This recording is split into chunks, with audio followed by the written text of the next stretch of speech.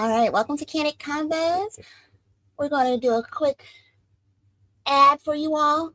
If you want to submit your ads or any promotion, please email us at candidconversations.com. candidconversations@gmail.com. Again, that's candidconversations@gmail.com. All right. Afros were in style, Soul Train was on TV, Funkadelic filled the airwaves. Back in 1976, Southern Illinois was the place.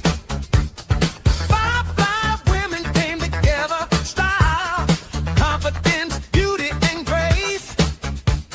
Cedar Phi Beta was the calling, scholarship, service, sisterhood too. Finer women with a greater purpose, always representing royal blue. Just five cross that line together, like the 5 pounders way back when. And 50 years later, they still shining, still setting the standard again and again. Straight out of Chicago, with that flavor and that pride. Not from Atlanta, Huntsville, Carbondale too. But the sisterhood never left their side. Mothers, grandmothers, great grandmothers too. Still got the energy, still do what they do. Still got that love, still got that glow. Still entering the room and stealing the whole show. Hey! Principles first in everything. Service always led the way. Stronger women, wiser women, still inspire real people today. Two queens built a legacy strong, with sisters and children carrying it on. Generation after generation, keeping the same, the spirit going strong. They laugh loud, they dress fly, still got that sparkle in their eye. And when the music hit, they still ready to move, still got that 1976 groove. 50 years later, and they still outside, still beautiful, still classy, still full of pride. Five women, one sisterhood, one unforgettable legacy. That baby, forever. That baby, forever. That baby, forever. That baby, forever.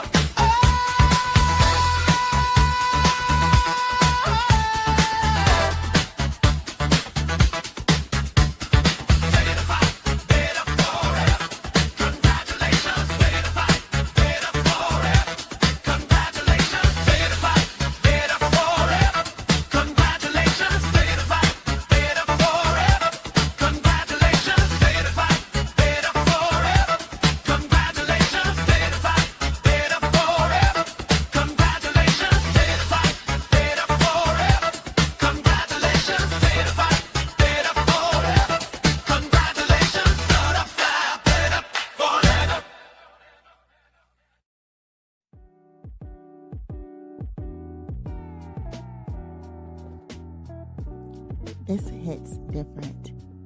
Welcome to Candid Conversations with Devin and Danielle, where it's real, unfiltered, and unapologetic. Deep conversations with an occasional twist. And when the night falls, Candid Combos with Danielle. After a long day, just looking to unwind, pillow talk, happy hour, vibes, shoes off, wigs off, drinks poured, no pressure, no filters, just real talk, mask off, late night thoughts, 2 shows, 1 vibe, Candid Conversations and Candid Combos. Tap in and stay in the conversations.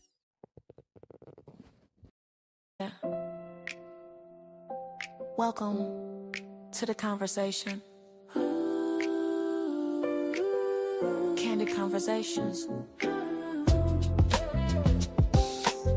with Danielle and Devin. Danielle and Luke. Real story. Real stories. Real conversations. Candid Conversations. Candid Conversations. Let's go. All right. Welcome to Candid Conversations. And it's after 5 p.m. So we're also doing Candid Combos. We have a duel going on. Let's see. Today is now Tuesday, May 19th, 2026. What's going on with you, Clarence? What's up? All right. How are you doing today? I'm good. How y'all doing? Good, good. And I would be remiss if I did not also welcome my lovely co-host, Mr. Devin. How are you, Devin? Looks like we have you on two screens. Let me fix that.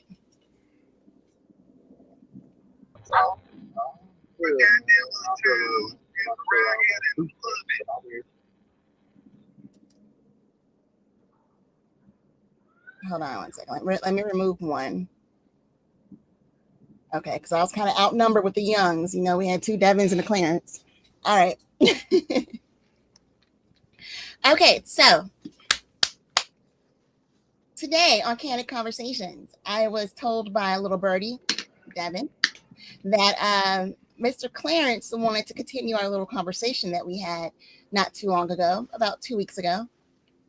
And I didn't want to hear anything. I heard a little snippet from Devin, and I just wanted him to be quiet because I'd rather hear it from you, Clarence.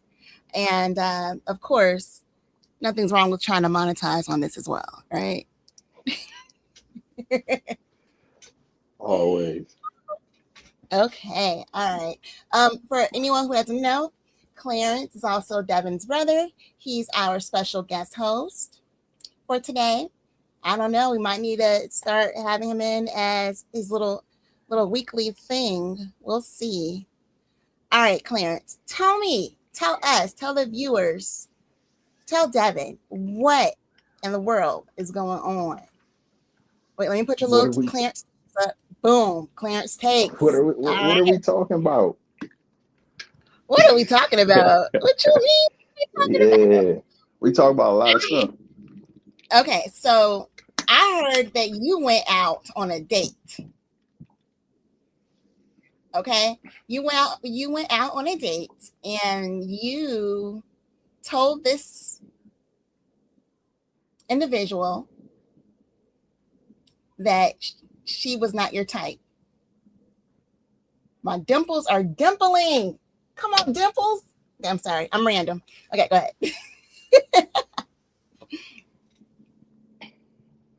So I don't think it's necessarily that she wasn't my type, more so that she wasn't gonna do what she needed to do for me to be interested.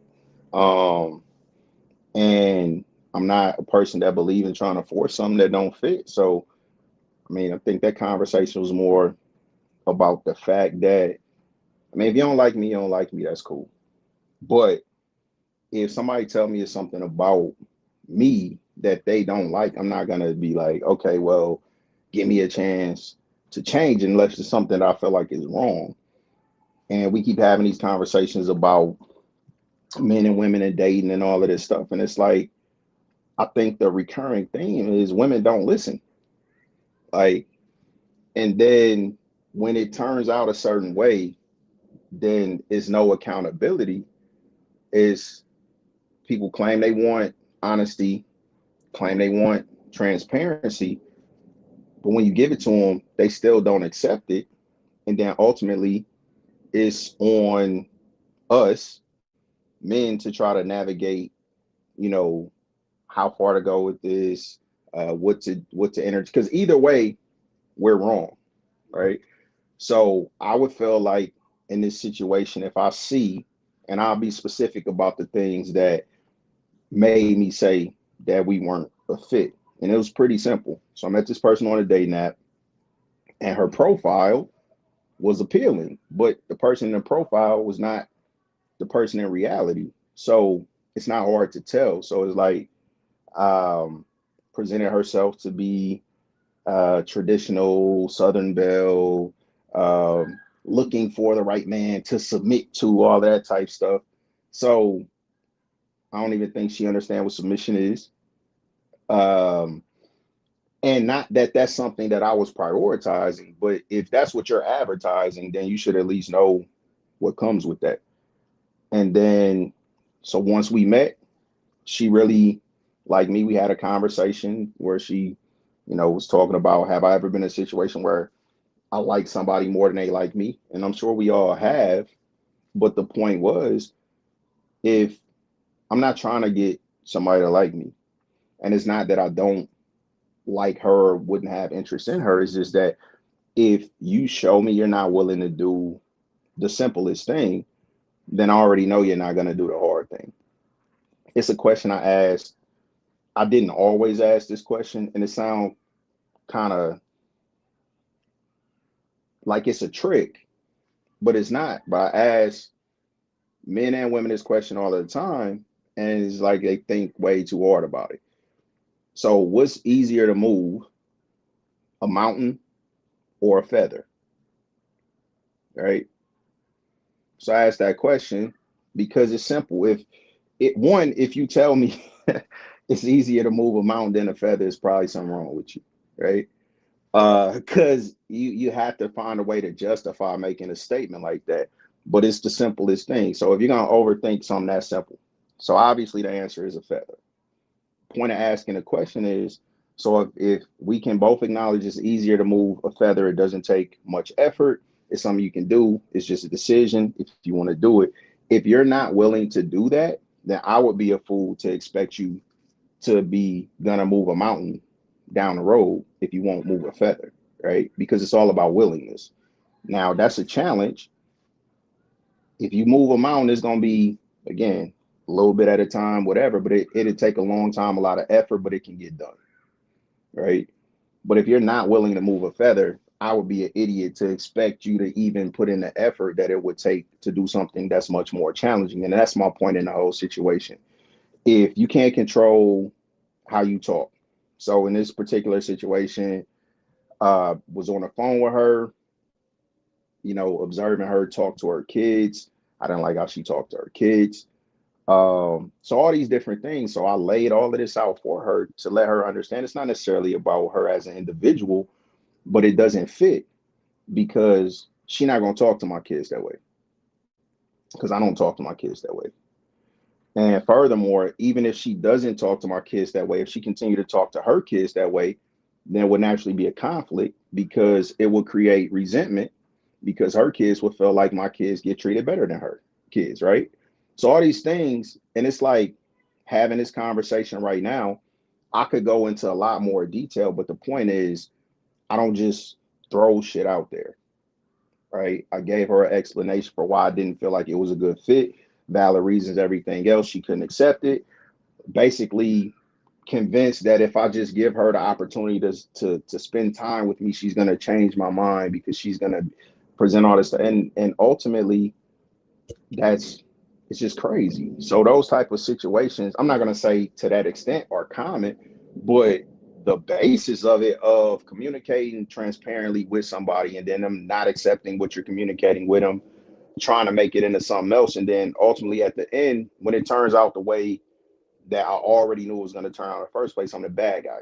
So I was the bad guy if I wasn't going to give her a chance, and then I was the bad guy for giving her a chance and then telling her, see, this is not going to work. So it's like it's a crapshoot in a lot of situations because people lie to themselves and convince themselves that they're people that they're not.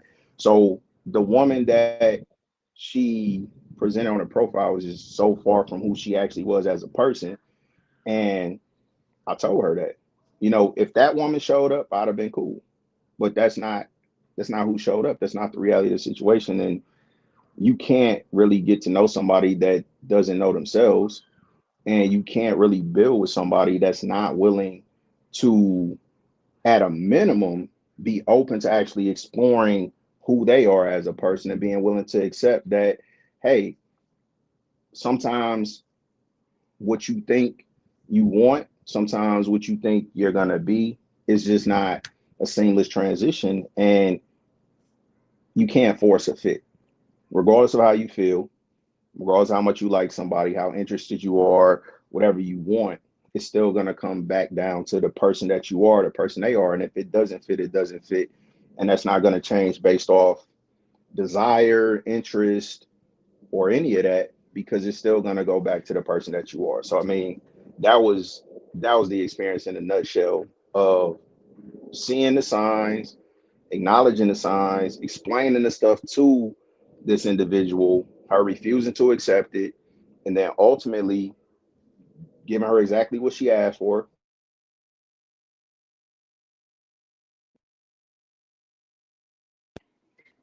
Uh-oh. Looks. Oh, let me turn this alarm off because that's what interrupted Oh, okay. this.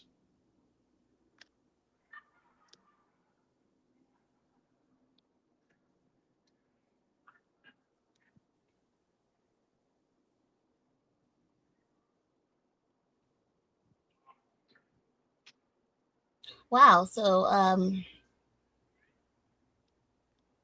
Dev, then I can unmute you if it's easier that way. Yeah, just nod your head. You want me to unmute you? Yeah. Okay. Hold on one second. All right. Oh, never mind. It won't let me unmute you. You have controls. Can unmute? Yep. Just mute yourself. All right. So, may I interject for a moment, Clarence? Of course. Oh, I'm sorry. Okay. How long were you dating, or how long were you seeing this young lady? I talked to her for about 5 weeks. Okay. Okay. All right. Davin, do you have anything to say? No, I agree. A lot of people think they are capable. One, they think they are people that they aren't. Or two, when you show them that they're not, they believe that they are capable of becoming a person. It's always a challenge to me to get people to understand you are who you are. And that doesn't mean that you can't change or become a better person or just to enhance who you are. But who you are at the core of who you are is who you are. So, um, getting people to accept that or even comprehend and understand that is definitely a challenge for most people. I completely understand what he's talking about. Why he feels the way he feels. Like I said, no matter what you do, you kind of always end up being the bad guy. So I think with a lot of the line you want to be on. And I think in this stage and place of life, I'd rather be the bad guy and not deal with it than to be the bad guy that dealt with you and then you felt like I used and abused or took advantage of you. Because I've been in those situations, I've told people a million times, like, this is not what I desire. This is what I'm expecting or what I'm looking for. They swear up and down that they're going to work on certain things and they're going to become better at certain things. As time goes by, the reality is very little changes in most people's lives, especially once they're past a certain age.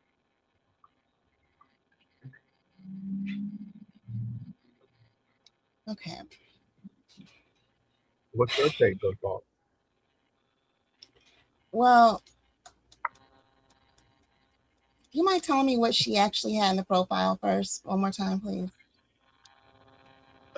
Some to the effect of she wear a whole bunch of different hats. She active in the community. She listed all the stuff she do from resale and volunteer work and all of this other stuff. But ultimately she was unemployed, right? Which isn't an issue. I could care less because I'm not like that doesn't really matter to me. But she was basically like she's uh old soul, and she's traditional country girl, and just looking for the right man that's worthy of her submission. The profile actually said that she wanted kids someday, but she already had kids. She already had two kids. So even that was an issue for me, because it's like you're being completely misleading on your profile. And even if the other stuff, the personality stuff wasn't what it is, you got kids. So if, and these are the options on that particular dating site. You don't even have to put it on there, right? It's your option if you choose to put whatever. So me personally, on my profile, it says that I have kids and want more, right? So that's the option. It's I don't want kids, I have kids and I don't want more. I have kids and I want more, right? So, or I want kids someday. So just the fact that her profile says she wants kids someday is implying that she doesn't already have kids. And then when I talk to her, she got two kids, which again, not a problem. It's just the fact that she tried to hide it is a problem. So, and those are the type of things where women are real good at conflating the issue, right? Because when the issue is about your dishonesty, then you try to make it about being a parent. It's not an issue with the kids, it's an issue with you trying to hide the kids. So even having those type of conversations where if I say something you completely twist whatever I said, now we having a conversation or debate, disagreement, whatever, about something that I never said in the first place. That type of stuff most men don't want to deal with, right? And unfortunately, most women listen with their emotions. So I'm very careful about what I say. And then when somebody tell me I said something different than what I said, it's like now we having a conversation about something that doesn't even exist, because that's not my position in the first place. Just the same thing as saying what I brought up about her profile saying that she wants kids someday implies that she doesn't have kids, right? Now is men got a problem with women having kids. That's not the issue. The issue is if you it should say if you could just leave it where it's not on there. But the fact that you chose that option is intentional deceit, because there's an option for have kids and want more. So that's not my opinion. That's just the reality. So, and again, all of that stuff is just nobody want to go through that every day, debating about nonsense, trying to explain simple things. Devin talked to this individual one time, and even in that Okay. conversation, whatever, I don't remember what it was about, but the point is he experienced the same thing, because as soon as he got on the phone, they started having a conversation. I remember his response was essentially, then what is we on the phone for? Because she was saying one thing, but her whole attitude and everything else was the opposite. So just the same thing. It's like I'm not crazy. Go ahead. Hold on a minute. I'm so sorry. May I please? I'd love to continue to hear you, but let's pause for a second. Okay, so Devin, what was this conversation about with her? Honestly, I don't know. I didn't know it was the same girl, but at the point he, bringing it back to that point, like I talking to her for me, she was confrontational and um just really About honestly what? wasn't making sense in her face. So about anything that she was talking about, she was saying that she she was submissive. Oh, we were talking. Oh, I remember the conversation. So the conversation was that she had kids, and she was saying that her kids wasn't her husband's responsibility. And I told her, Wait, if you wait, wait, wait, if wait, wait, you wait, wait, are wait, wait, wait, wait, wait, wait, wait, wait, wait. I'm interested, so sorry. Wait, I'm sorry. I'm sorry to cut you off. I do apologize. I need a button. I'm so sorry. But she said that her kids isn't her husband's responsibility. It's not her husband's responsibility.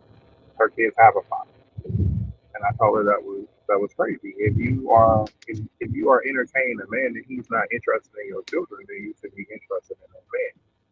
I said any Okay. man that you know worth the grain of salt. If he's interested in you, he understands that y'all are a package deal, and he's going to inquire and try to get to know things about those children. And she basically told me that it wasn't his responsibility that they had a father. And she don't look for men that are interested in her kids. He needs to be interested in her. And I was just like, well, that's not even biblical.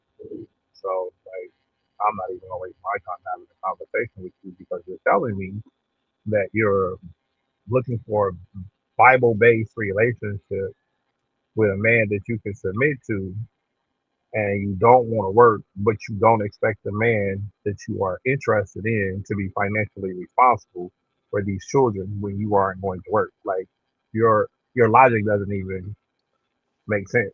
So I just told him, I was like, oh, I'm not even understanding why you're still conversating with this woman. Because for me, the conversation alone, just that one conversation was enough for me to be like, you got it, and move on. Like I'm not the person that entertains nonsense, especially when you can't logically reason through foundation or basic things. If you can't logically process foundational things, like I don't even expect you to even try to accommodate or be a part of my life because there's too many moving pieces and there's too many things that I'm doing that I need a wife that is competent and capable of when I take my hands off of it, she still can keep it together. So I don't even entertain women that have to have those type of conversations. And that's what I told him when I got off the phone with her. Oh, when you got I was off like, the phone. Okay, so you weren't saying all this while she was on the phone.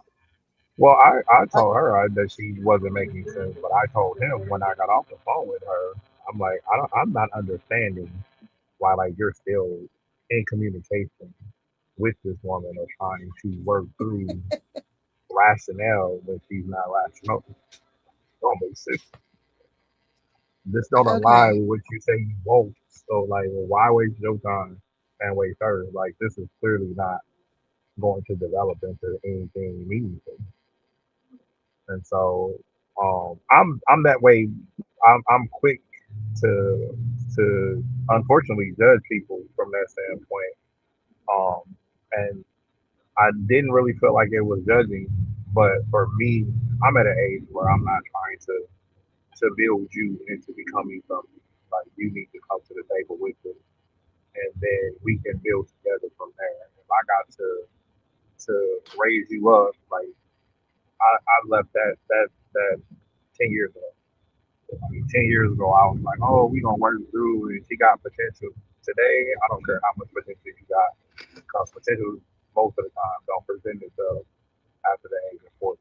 So if you over 40, you're still trying to figure it out, baby. You got the wrong one. I'm not that Okay. Okay. Talk your stuff.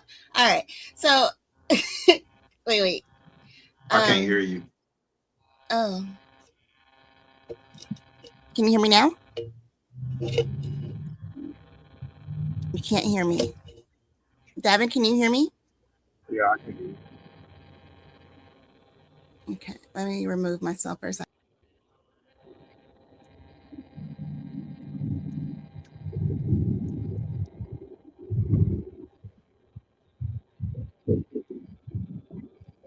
Okay, what about now? Can you hear me? Yeah, yeah. Okay. Alrighty. Okay, so you were talking to her for a while. Devin was on the phone with her. He's like, why are you wasting your time? And now, do you mind telling me what she was saying to her children that turned you off? I don't know what she was. It's just how she was talking to him. Explain. Just yelling, screaming, cursing. You know, uh, negative comments. Uh, so I think her son was 7 and her daughter was 5. And based off my observation, I felt like she treated her son like he was the problem with everything that happened. And then with her daughter could do no wrong. Okay. But even in correcting her son, she didn't go about like um discipline and punishment is two different things. Correction and criticism is two different things, so on and so forth. So as a parent, then you have to be able to balance that, and just yelling and screaming and cursing at a 7-year old or a 5-year old is, and even with that, because I'm gonna address what Devin said about working with people, because we've had this conversation before, and I completely understand where he's coming from, but we are two different people in two different stages. Like, Devin is beyond where I'm at in his life, and with what he wants to deal with, even with what we want out of life in general, is completely different. So I don't have a problem so-called building somebody up. And she was young anyway. She was 27. So, like, that's an expectation talking to somebody young, that I'm gonna have to coach them to a certain extent. But you got to be coachable. So that was the thing with the combativeness, because it's like, okay, so you saying you looking for somebody worthy of your submission, but everything about you is confrontational. Nothing about that says you even want to submit to somebody, or you even understand what submission is in the first place. Now, the overall thing with my position about entertaining people, getting to know people, at the Mhm. point when we're talking about potential, yeah, I will look at someone's potential, but only until they show me that it's not realistic to expect them to reach it. So I agree with Devin that most people don't reach their potential and so on and so forth, but I will give you the opportunity, but I'm not going to go past that once you show me whatever. So that's really what it boiled down to, is what exactly what he said. So, like, at that point, I saw what I needed to see to feel like, okay, this is it's not going to work.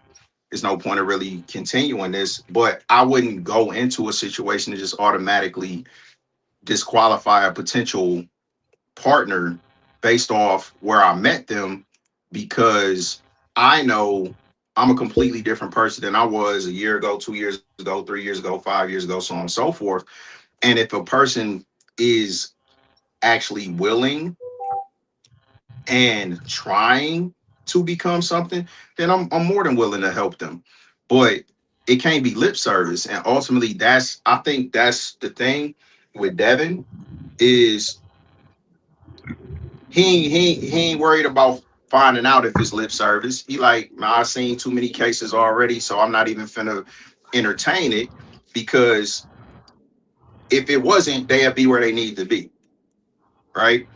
So I don't look at things like that. Um, I give people chances. I'll work with people, because I mean, I would appreciate the same opportunity if it was a situation where I wanted something and I was willing to work for it. Then give me the opportunity. But if you don't take advantage of the opportunity, then I'm not gonna feel sorry for you. So I will give Okay. somebody the opportunity, but I'm not gonna entertain nonsense after they show me that they're not gonna take advantage of it. All right. That's fair. That's fair. When you first met this individual, did you tell her all of that? Because basically you're in observation phase for the past 5 weeks. Okay. And so what was her rebuttal back to you? What was, like, what was it? did she What was her response besides, give me a chance, please, Clarence? Just give me a chance. Well, most of the stuff that I said, she actually agreed with. But it doesn't matter if you agree with it if there's no action. So, Okay. and ultimately, a lot of things would allow me to really even address certain issues was listening to her talk to her kids, because she would say things to her kids that I said to her. And Why? then, because it makes sense. Wait a minute. Wait. So she will say things to her 7-year-old, and you said 5-year-old? Yeah. 7 to So 5-year-old. as an example, right? So she would, so where she asking, you know, for this opportunity or chance or whatever, there's a lot of times it would be those type of conversations, and she would apologize about certain things and whatever else. And I would tell her, like, I don't need an apology. I need a change in behavior. Right. So then she would echo things like that to her kids later on when she was talking to them, and they would say, you know, they would say they sorry about something or whatever. So just little things like that. So it's like she was listening, but I think she had so much insecurity and so much trauma, she just couldn't let it go. So I didn't cause it, and I wasn't about to subject myself to dealing with immature, insecure person, because I just don't need all of that drama. Um, What makes her insecure? I don't know. Oh, this is funny. Okay. I can't. Well, just the fact that something happened that I don't really know if I should be talking about on here. Uh, but it's like if somebody do that, it ain't no. It just ain't no rationalizing. Like, that's crazy. I mean, Okay. so what? Okay. You like, So, don't you curious? well, I really want to interject a few times, but I wanted you Go to. ahead. I really wanted to hear what you wanted. What I wanted to hear what you had to say. I'm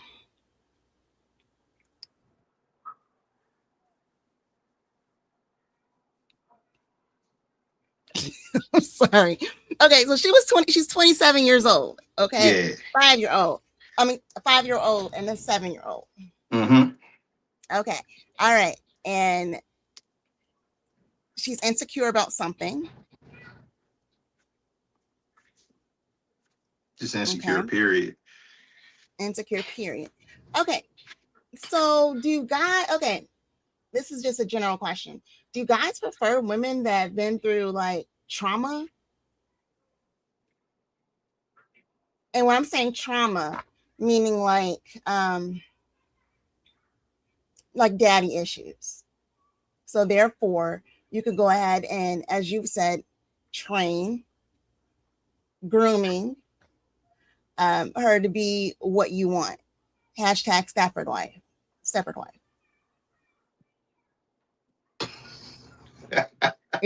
I'm just keeping it real. I'm just keeping it real. Because otherwise, you have to think about it. You have the women that have their daddies were always in their lives. Their dads were like, you know, this is how you should be treated. You know what I mean?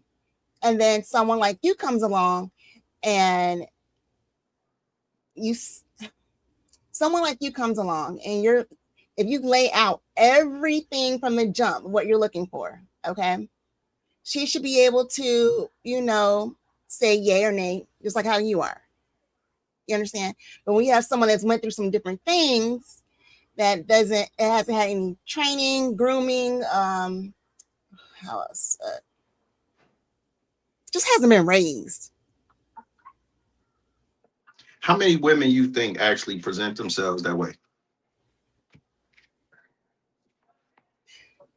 That's the thing. You are with your, okay, so the people you hang around with, that's who you are as well.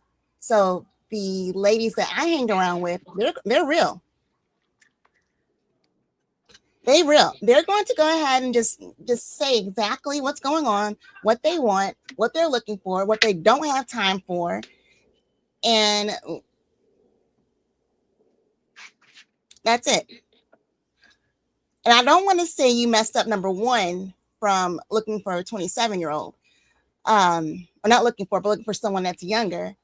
But are you looking for a Stepford wife? Like, are you really looking for? I mean, you said you really don't want to train anybody, but are you really truly looking for a Stepford wife? What is a Stepford wife? Have you ever seen the movie or read the book? No.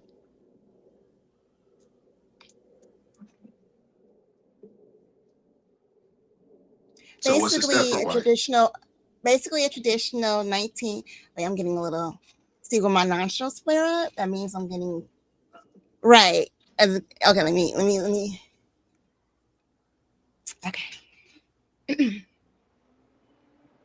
A Stepford wife is basically a wife that does everything that her husband wants. She caters to his needs. She's basically like a robot. So, yes, dear. Yes, dear. Oh my goodness. Yes, dear. That's Yes, funny. absolutely. Yes, absolutely. Oh, what? You would like for me to get these done? All right, let me go get them done. Do you want me to jump? But how high? Actually, a Stafford wife wouldn't even ask how high. They'll just jump and wait for her husband to say something to say how high he wants her to jump. Mm. So, hold on, don't say anything because I can't hear you. I just took my earbud out.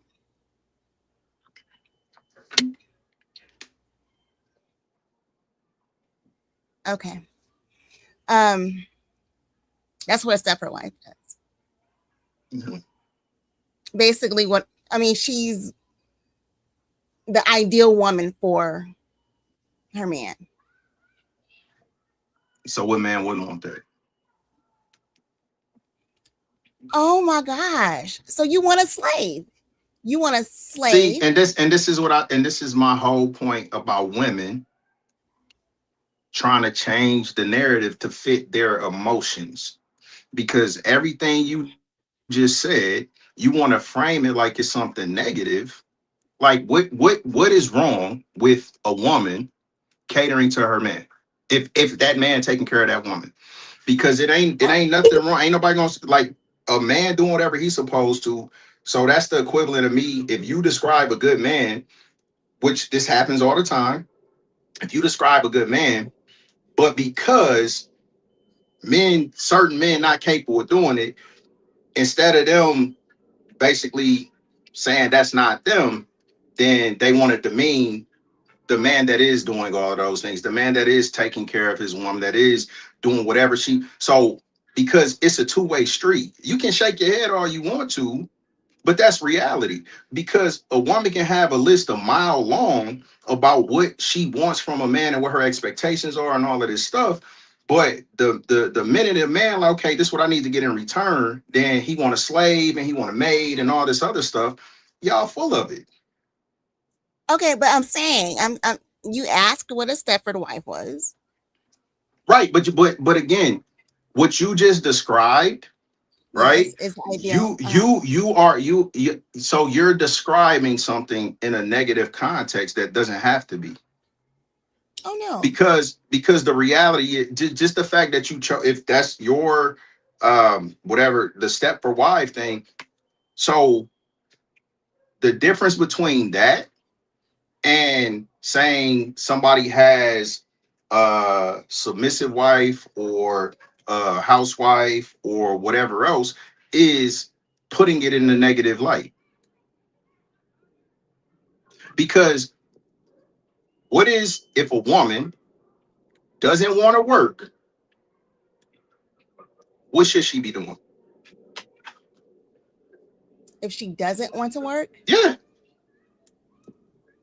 working on whatever she wants to do, like her hobbies, her interests. So what's the benefit for a man? For her husband. Yeah. So wait, there's different levels to this. So she doesn't want to work. Is he allowing her not to work and saying, okay, I'm going to hold it down? Or he's kind of like, fine, you don't want to work, you just don't want to work.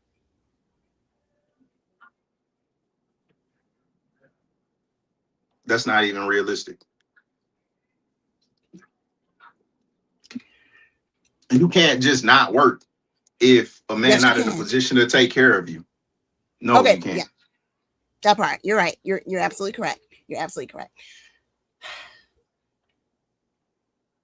And this is my issue with these type of conversations is women cannot be real about the situation. Like it's you got a job, you got a career, you got whatever, all of that. Like, I don't know, if you go work for a company that has a great benefits package, you still got to do your job. They don't just give it to Sure. you. You got to do your job. But you're not going to say, oh, that company want me to be a slave and a maid and a robot. Da, da, da, da.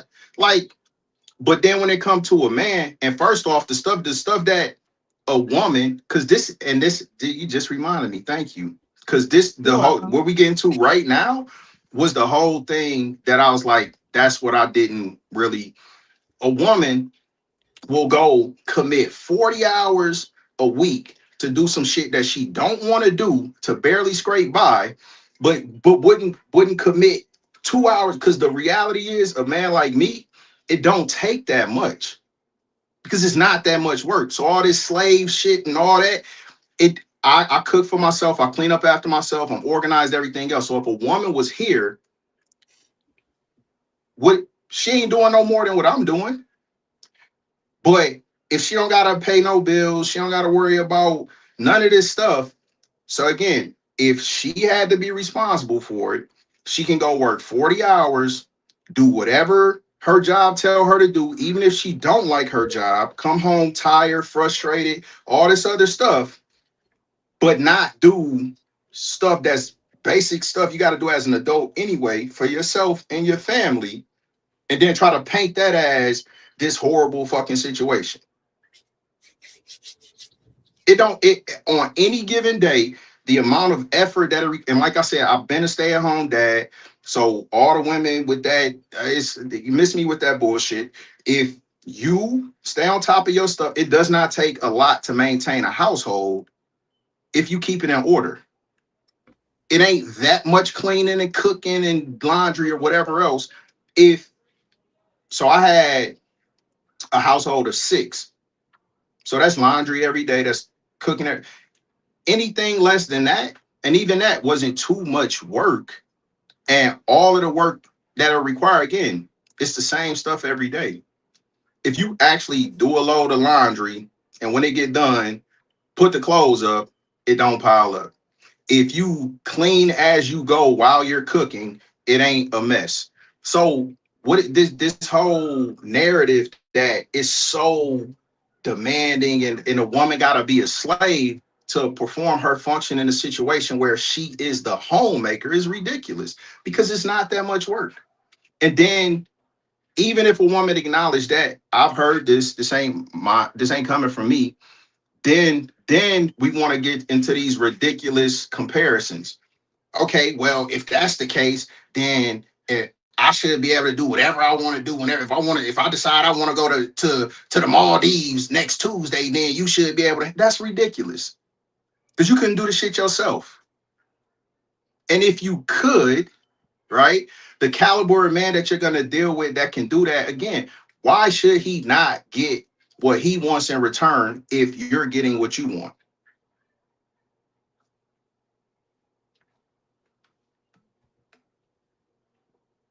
Everything needs to be laid out from the jump.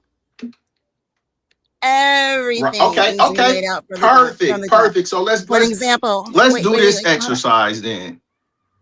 Okay. You getting out close to the camera and stuff? Like what? Wait, what? Because that's perfect. Everything needs to be laid out. So okay. name Let me name something that you feel like a man might require in that type of situation that's unreasonable.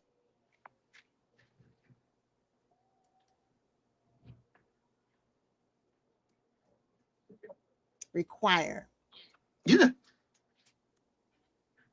That's unreasonable. Yeah. Dinner on the table at exactly 5 p.m. Now, why is on that the dot, unreasonable? 5 o'clock, because things Why is that happen. unreasonable? Things happen. That's the answer. Like Things what? happen. What? I don't know, the meat didn't defrost on time or something. Just random stuff. That's Or she not got held random. up cleaning or whatever. I mean, Again, bullshit excuses. well, you know where I stand. I can't really come back on that. And that's 'Cause my there's no point. excuse for it. And that's So, my point. So stop trying to act like it is. And that's what I'm tired of. Women knowing that it don't make no damn sense, don't have no logical justification or argument for it, but still trying to make that argument that men are asking for something unreasonable when they just want a woman to do her part. okay, question. So you've been married before. Yeah. And did you all do the traditional vows or did you say your own vows?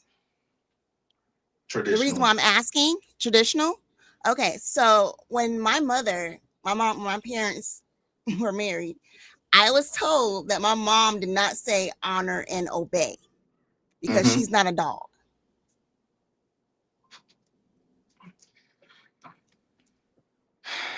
Okay, mommy's not from the South. She's from Chicago, Illinois. Honor and obey. There's stipulations to that, and I get it. I didn't say honor and obey. Well, I actually wrote my own. But, and please educate me. Do the men say that as well? Honor and obey, and honor and obey? No. Why is that?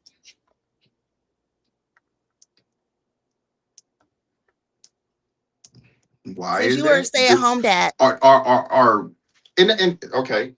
So are women supposed to provide and protect?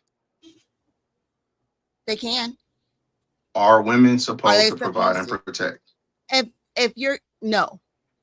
Okay.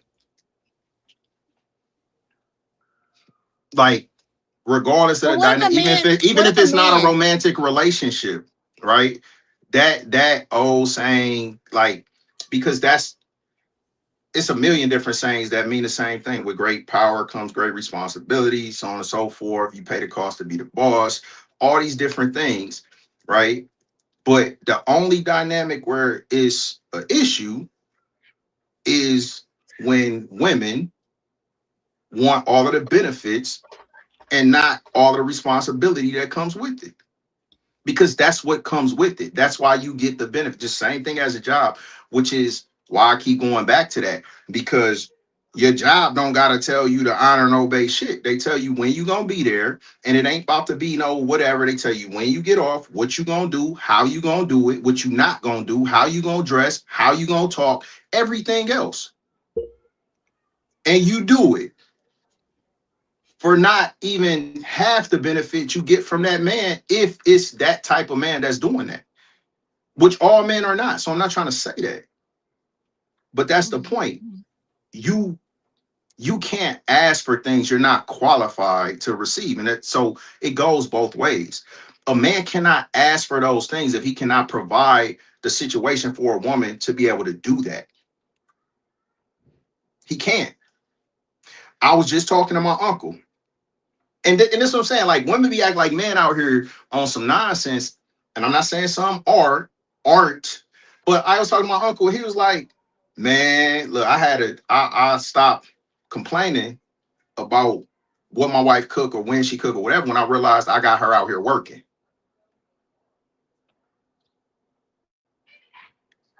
That's it. And he can take that and shut the fuck up and eat whatever she cooked whenever she cook it. And he can do that because he know she out there going to work. Okay. If she's not, why do she got all the fucking excuses in the world when, again, if a man, because that's the first thing a woman want to talk about is a man providing. But if he is, because like you talk about, like, I will never forbid a woman to work or whatever else. When it comes down to that conversation, it's very simple for me. I don't care what you do. Your hobbies, your passions, whatever else, as long as it don't interfere with you taking care of what you're supposed to take care of first, because that's the reality. You have enough time to pursue whatever you want to pursue. But when you talking about fucking tennis and knitting and whatever, fine. But my dinner better be done before that. My house better be clean, whatever the case is, because there's no excuse for it not to be if you're not working. Unless they're You hurt. said anything can come up. And again, same thing. When I say unreasonable, it goes both ways. It's unreasonable to expect somebody to do something they're not physically capable of doing. So that's not, oh, I don't give a fuck if your leg broke and you do whatever, you won't get it. No, that's not reality. First off, it's not a slave. It's a woman. It's a partner, hopefully a wife. So just the fact that women try to do that, like you talking to ain't shit niggas if your man treats you like that in the first place. And I get so sick of people acting like just because a man has expectations for a woman, that means that he don't respect her or he treat her like shit or whatever else. Because that's not the case. But they cheat. Oh my goodness. Okay.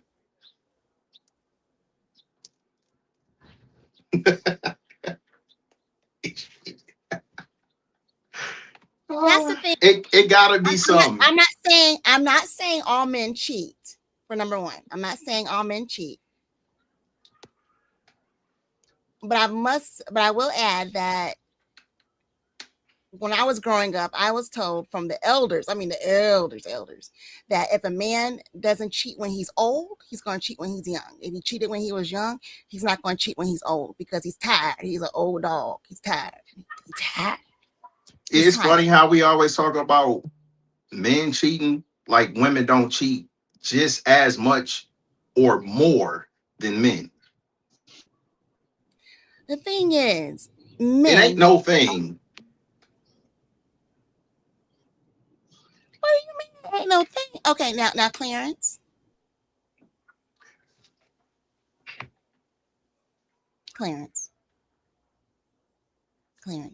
Infidelity it has nothing to do with sex, roles in a relationship, or whatever else. So that whole premise of that's something that men do. Now, when we talking about a conversation of a man being a provider and a woman being a homemaker, those are two defined roles based off the situation. Infidelity is not. Okay. So here's one thing. So since you wasted 5 weeks of your life, I ain't wasting nothing. You didn't waste anything? No.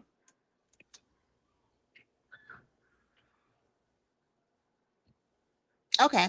Well, since you spent 5 weeks of your life with this individual, when did you realize I can't? Was it week 1, 2, 3, day 3? So the thing with this particular situation is that it was long distance. So I knew shortly after I got back to Vegas, but again, her thing was because of how everything played out, she don't want me to judge her based off how she act over the phone or in this situation, whatever. But either way, it don't matter because at this point we passed that, right? And what I mean by that is like that person, that's the experience. I don't feel no kind of way about it. It don't bother me because I know that that's the cost of me trying to find somebody is dealing with some people that I don't want to deal with until I find the one that I do. That's not I'm not this ain't a fairy tale. It's the same thing with friends. It's men that I might have hung around with for a month or two, and then nah, I can't fuck with that dude. That's life. Okay. When you're getting to know somebody, that's the intent, to get to know somebody. Now, if Mhm. it's dating or a romantic situation, which is why in this situation it's like, man, I talk to a lot of women. And all the women that I know I talk to a lot of women. Now that don't mean that I'm romantically involved with all of them, whatever else, but there's no confusion about where I'm at in my life. I'm looking for my person. If you're not her, that's fine. But she's somewhere. I ain't gonna find her not talking to nobody. I don't care if That's I true. talk to 1,000 ducks, right? As long as I find my wife, I don't care what happened before that. I had a conversation with my little brother. I went into the army in 2007. And right before we went into the army, and the reason I bring that up is because this when Jay-Z and Beyonce was like really solidifying, because they had been together for a while, but they had like broke up and had their little this and that, right? So my little brother was just distraught about this chick that he was in love with and he actually was with, but he fucked it up. And that was what it was. So he was just tripping off this chick so bad. And I just asked, I just stopped him. And I was like, hey man, who did Jay-Z used to date? He's like, what are you talking about? I said, who did Jay-Z used to date? So I don't fucking know. I said, exactly. Because it don't matter. Once he got Beyonce, it don't matter who the fuck he dated before that. It don't matter. And that's the same way I feel. Uh this person, her name was Brandy. So I'm just Brandy. I am not gonna be thinking about Brandy when I'm with my wife. I don't know. Might be laughing about some of the shit that happened because it's unbelievable, you know? Like, but it doesn't bother me. When we was just at the family reunion, like we hung out, we had fun, we ate. Different people, everybody experience is different though. So I'm never True. gonna feel like I wasted my time as long as I got through the situation with whatever clarity I need to get out of it. Like I said, I don't have no feelings about that situation other than I was right. Like, Okay, so go ahead. did you just cut her off completely? Like that's it? You're done? Are you still chatting with her? No, we don't talk no more. At all? That's it? Just done? Yeah. That makes sense. What is it to talk about? And Nothing. so that was the issue because I think in her mind, she thought she would grow on me if she just hung around or something. I don't know. And that's pure speculation, but based off the conversations that we had, that's the only thing I can draw from because I told her even when she started feeling like kind of accepting that I might not entertain her romantically, then she started trying to pivot to, yeah, well, even if we don't end up being together, I'm so cool. I'm the type of woman you would want to be friends. When I told her I don't need female friends. But you have a whole bunch of them. No, I don't. Where you get that from? Did you just say that? Or did I miss And that? that's my point about how y'all listen. Okay, see, here's the okay. What I said was I talk to a lot of women. Oh, hey, the tone. That ain't nothing about friends. The tone. Well, I'm trying to help you out. You don't. But you maybe if I say it like that, that, it'll resonate. Because I said it plain before. I talk to a lot of women. Okay, listen. And it might be a volume, it ain't a tone, but yeah, because I want you to hear this and hear what I'm saying, not turn it into something else that I didn't say. Because what I said was every woman that I talk to knows that I've talked to a lot of women. That don't mean I deal with them romantically or whatever else. If I say I talked to just same like that situation, I talked to her for 5 weeks. That's a woman that I talked to. Excuse me. We do not own the right for this.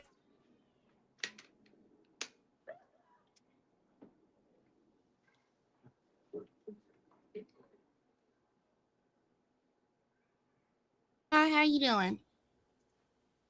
Hey, can I call you right back? I'm in the middle of something. I'll call you back. How late are you going to be up?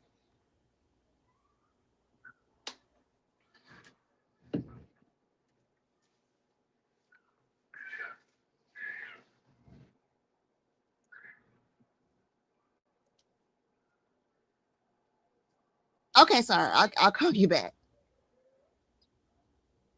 Stop yelling at her. Okay, bye. Bye. Okay, Mona. Bye. All right. Sorry about that. Before we continue,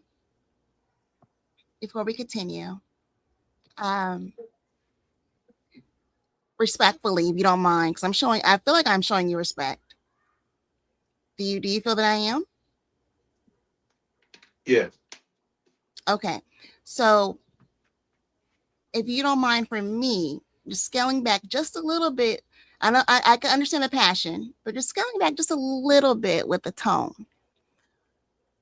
Because just like my co-host said, we are more of a we really don't we could show our opinion, but I mean we could show our opinion, but we're kind of just neutral on things right now when we have guests. Now between him and I, we could go at it, but as being a guest, because I mean, please, respectfully, just with the tone. Just with the tone.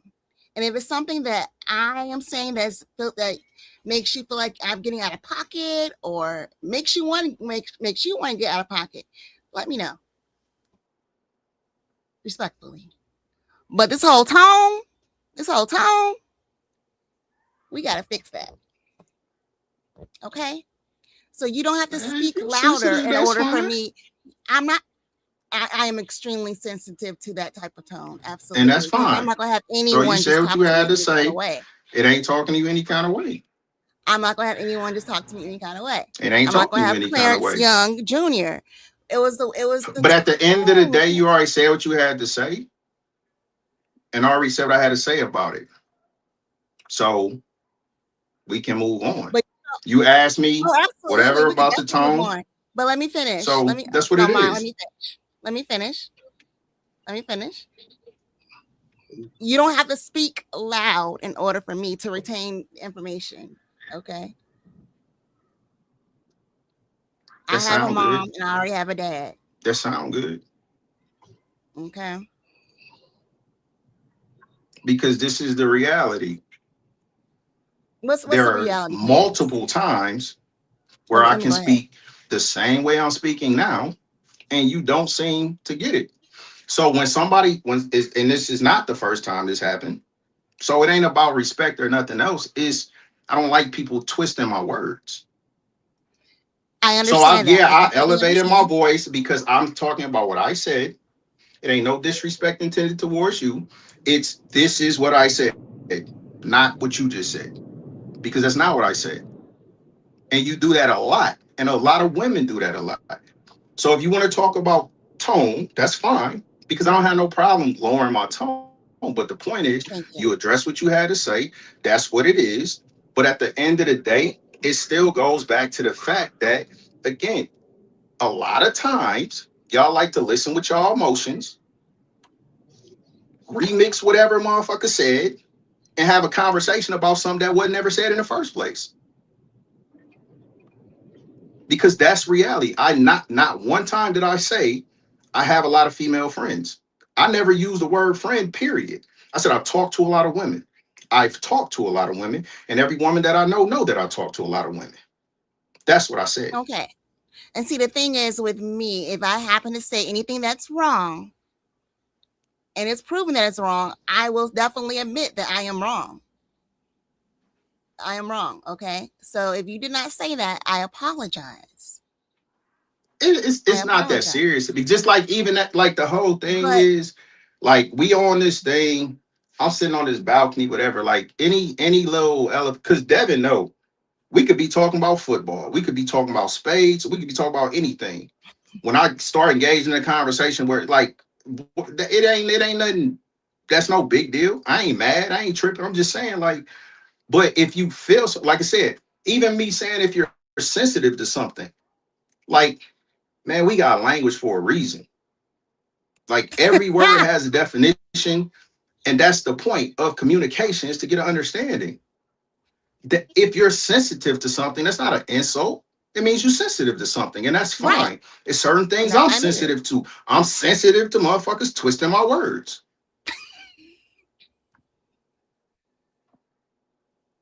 So, but that don't mean I'm mad or whatever else. Like I said, you address what you need to address, how you need to address. That's fine. I don't got no problem with it. But what I'm saying is, again, when we have these type of conversations, the conversations still need to remain on what we're talking about, not consistently changing it to this other narrative. So, as example, again, because it's an emotional response to something that anybody says, whether it's me or anybody else, right?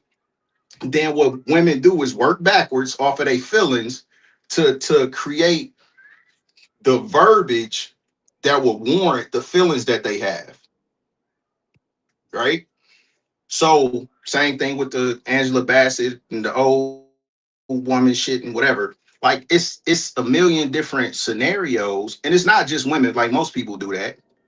You know what I mean? Like if you feel right, he got me fucked up, right? If you feel that way, then your brain is going to work backward to justify the feeling. Whether somebody actually insulted you or not, whether somebody was actually disrespectful to you or not, if you feel that way, then your brain is going to work backwards to fill in that experience. You're going to remember it in a way that will justify your feeling. Okay, and are you a doctor in psychology Do I have to be? or sociology? No. I just want to know, like, where. I just want to know. No, I'm not. This is okay. I'm just putting it out there. I'm just putting it out there. And Have you also seen regarding the Have you seen tone, I Sarah's have to oil? edit things. Seen what? Sarah's oil. Sarah's oil. No, I haven't. Let me see what's going on with Sarah's Okay. oil. The reason I asked that is because so in this movie, basically this little black girl get a land grant. It's oil on it. They trying to fuck her out of her oil. She get a sample. She take it to the little I don't whatever. I don't know what the proper title is, but she take the sample for him to test it. He tell her it's no good, and then when he get off work, he about to go take it to the company to try to fuck her over. Now they take that same sample and they go to the black town because this is back in the day, and she with a white man that like the oil rigger person, whatever.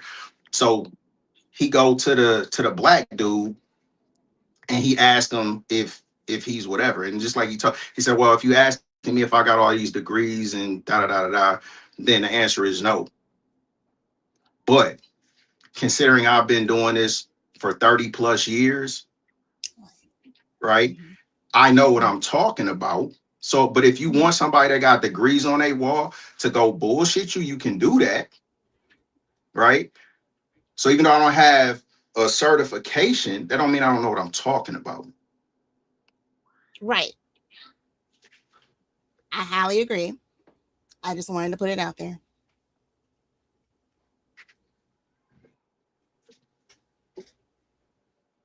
So Top what are your you putting ish, out there? Clarence. I'm putting out there, Because so if there's any comments like, well, who is this dude? Is he, did he go to school for this and that? I'm just jumping ahead of things.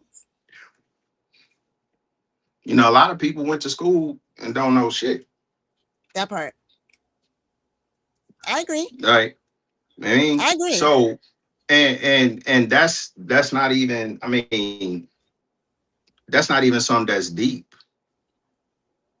That's just about memory, because nobody's memories are accurate. All of your memories are created based off of the emotion that you felt in the moment when you had the memory, which is why we can look at the same thing, have two completely different descriptions of whatever happened.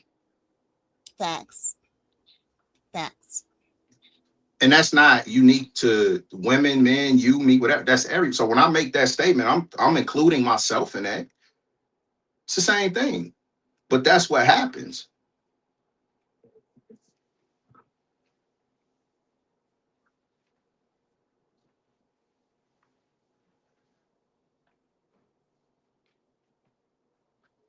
Okay. Devin, do you have anything to say? You just want to grace us with your presence. Let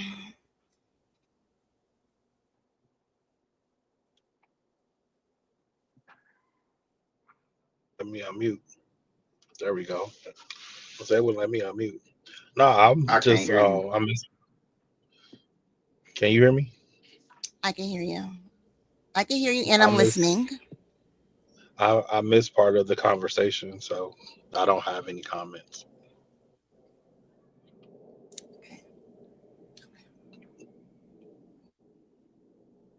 Okay. And I'm sorry. Go ahead, Clarence. Can you continue? What did he say? He missed half the conversation. He doesn't have anything to say.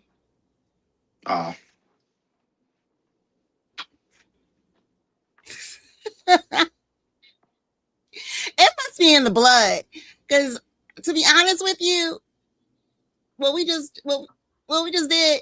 The thing is, I'm here for it. I'm here for it. I'm here for it. Like, I'm here for the opinion. I'm here for this is it.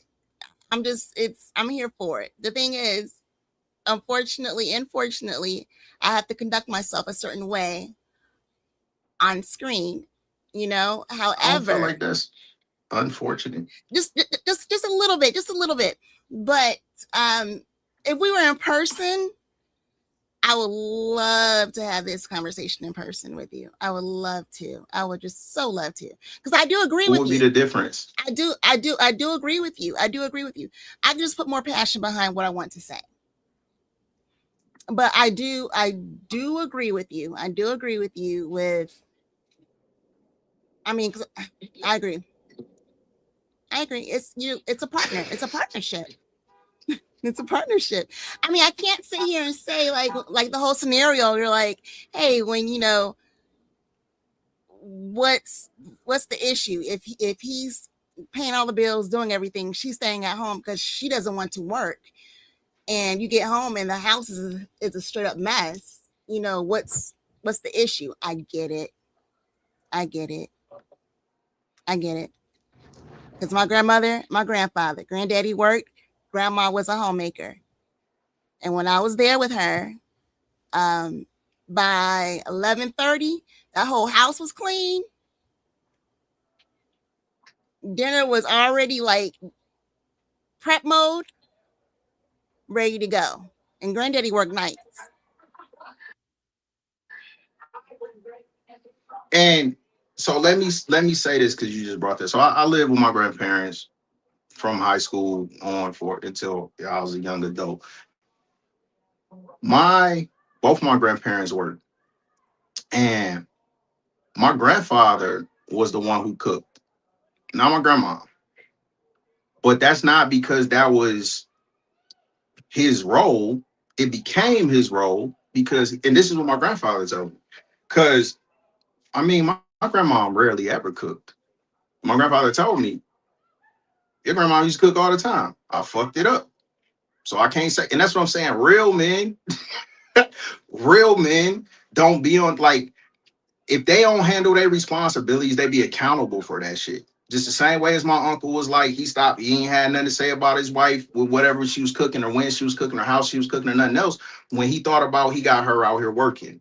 When my grandfather, he was like, my grandma used to have his dinner done. He'd be out at the bar and doing whatever. So once he didn't appreciate what she was doing, she stopped doing it.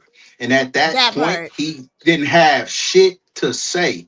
He started cooking because she did what she was supposed to. He didn't do what he was supposed to. Most men are like, most real men, because y'all like to throw that term around, which is crazy to me because y'all not men. Like, I ain't never going to be like a real woman, this or that, because I'm not a woman, whatever. I'll talk about what I desire in my partner. But I'm not gonna say if a woman don't do this, she not a real woman, because that's ridiculous. But women real comfortable talking about men ain't real men. But when you ask what that means, then it always goes back to the same thing: providers, protectors, all this stuff. So if we all in agreement about this stuff, why is it only on one side? Because I don't hear no men saying it's ridiculous for a woman to expect me to provide. I hear men I've heard saying, that. oh, she tripping, because you've heard that men saying that it's ridiculous for a woman to expect them to provide, or that it's Yes. ridiculous what that woman expects, because that's two different things. Both. Both. I've heard both. Okay. I've heard both. And so just stay on the, it's ridiculous for a man to provide. It's unreasonable for a man to provide. The men that you heard that from, what type of men are those? They're not men. I'm not saying you're wrong. But that's what I'm saying. But I'm not saying you are, but what I'm saying is I don't hear men constantly trying to defend ain't shit niggas, but I hear women constantly trying to defend these trash ass women.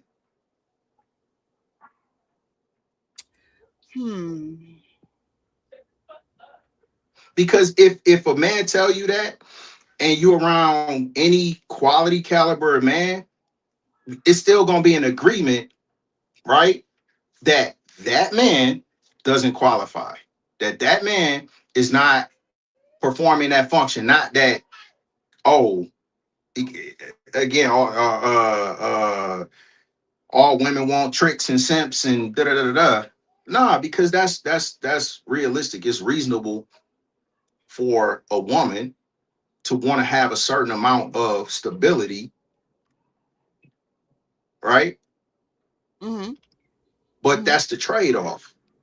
I try to keep it simple as possible. So just look at it from this standpoint. Right now, as an adult, you got to worry about everything in your life. Period. Right. If you ain't got no man, you got to worry about everything in your life. So as a partnership, that means if I'm coming in and now the benefit is half of this stuff that you did, that you used to have to worry about, you no longer have to worry about. So the trade-off is half of the stuff that I used to have to worry about, I don't have to worry about no more. What is confusing about that? Because that's all it boils down to. Because the same thing, when I even what I said, name something that's unreasonable, you couldn't. But it still get this narrative keep getting pushed that men who want a traditional housewife, which a lot of men don't, just being real, because they don't want the responsibility.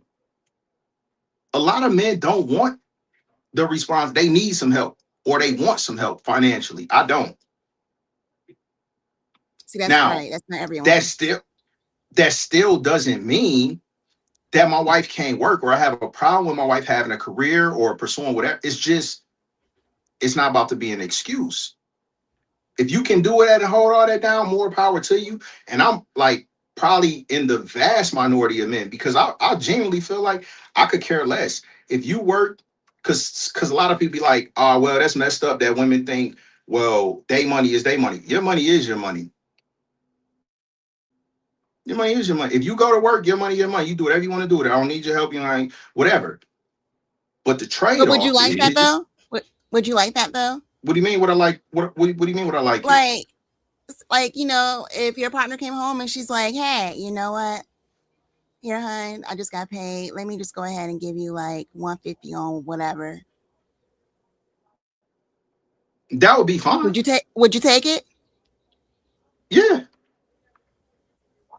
Okay. Yeah. Okay. But my point is,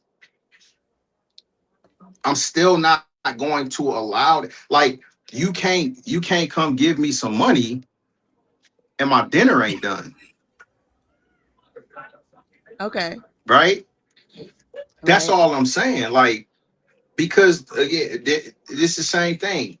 You was talking about dinner being done at 5. Well, the rent got to be paid on the first. The mortgage got to be paid on whatever day got to be paid on. The bills got to be paid. Like all of that stuff is a requirement for us to have whatever lifestyle that we maintain as a couple and a family.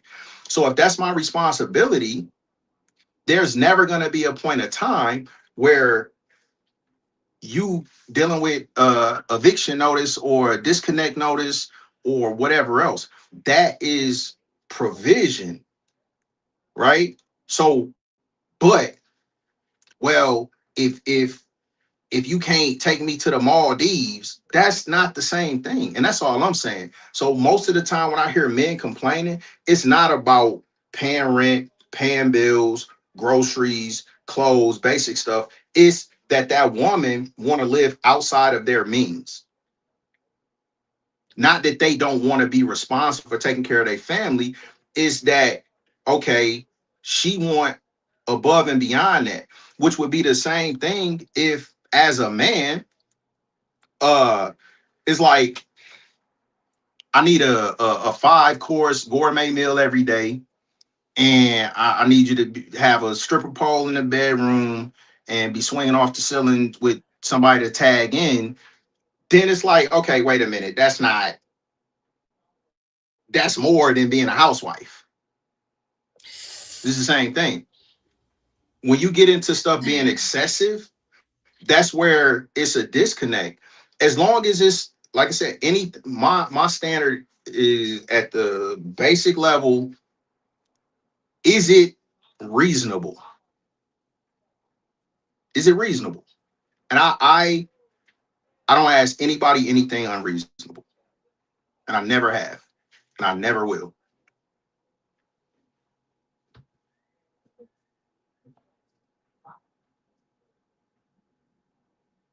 Okay. So what if it's gonna just be extremely raw with it?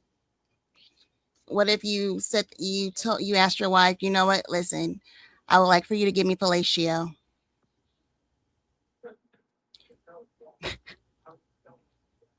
What's right the now. question? Wait, right now. And she says no. And she's the homemaker. She's She doing wouldn't. everything else. She wouldn't. She would, I'm sorry. Make sure I'm hearing you. She wouldn't.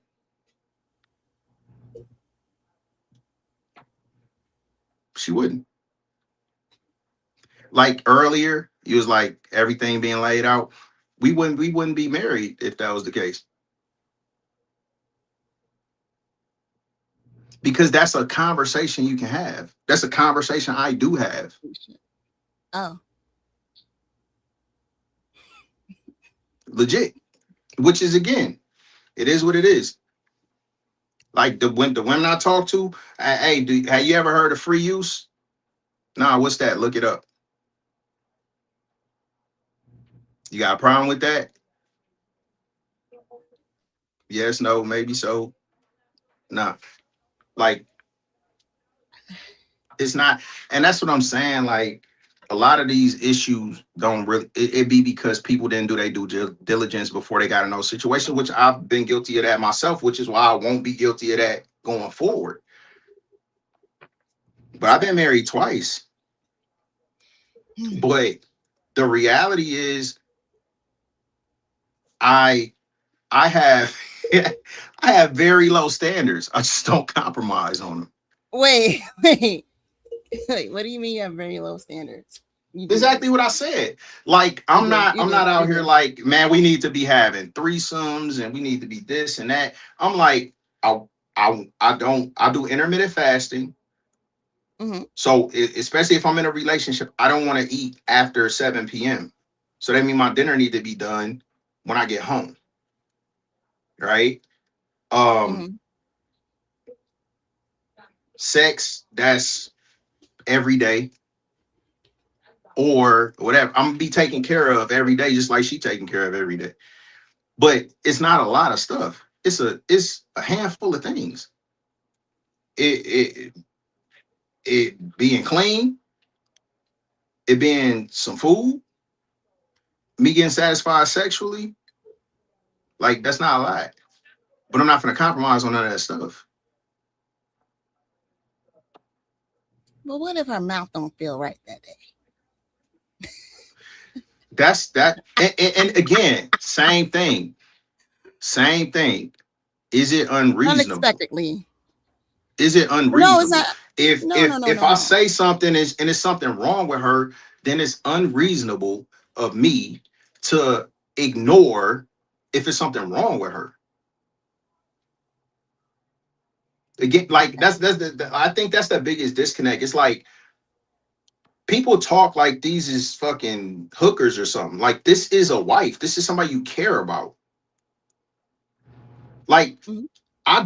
I mean, I can't speak for other men, but if my wife is not feeling good in this specific situation that you gave, if her mouth hurting, I'm not even finna ask her for that. Okay. But you shouldn't have to ask though, right? Nah. Because you're And doing your end. You're and doing that's what you're that supposed to haven't do. been a What if so in what if my the guy first isn't doing marriage, anything? Go ahead. look, hey, so if you go to the store, all right, Okay. and it's something that you want, and it costs $100, and you got $60, are you gonna leave with it? No. Exactly, same thing. A man that cannot pay whatever the cost is don't fucking deserve it. Say that one more time for the people in the back, please. Oh, so I can raise my voice. Yeah, yeah. Just say it. Just say it. Just if say a that man one more if a man time. cannot provide what's the Mhm. requirement for him to get what he wants out of a relationship, he don't deserve it. Okay. Okay. And that's why I don't compromise. Because it's same thing. If I went to the store and I got my $100, you're not gonna tell me I can't walk out with the shit and it costs $100. I came with my money. What you mean? Right. Right. That's what I want. That's how much it costs. Here you go. Run my shit.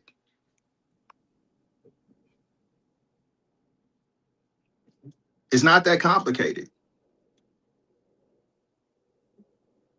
Mhm. But it ain't no, I can't go to the store like, man, I really like that TV, but I ain't got the money for it and negotiate. That ain't how it works.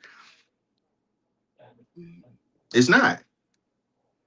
Mhm. It's not a, I mean, yeah, you'll be hard pressed to find any woman that I dealt with that's gonna tell you that they wasn't taken care of.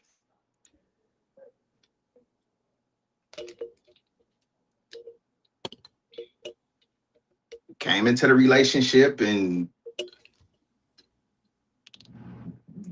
apartments they ain't want to stay in, cars they ain't want to drive, living in neighborhoods they ain't want to live in, everything else. But that they situation got elevated by being with me.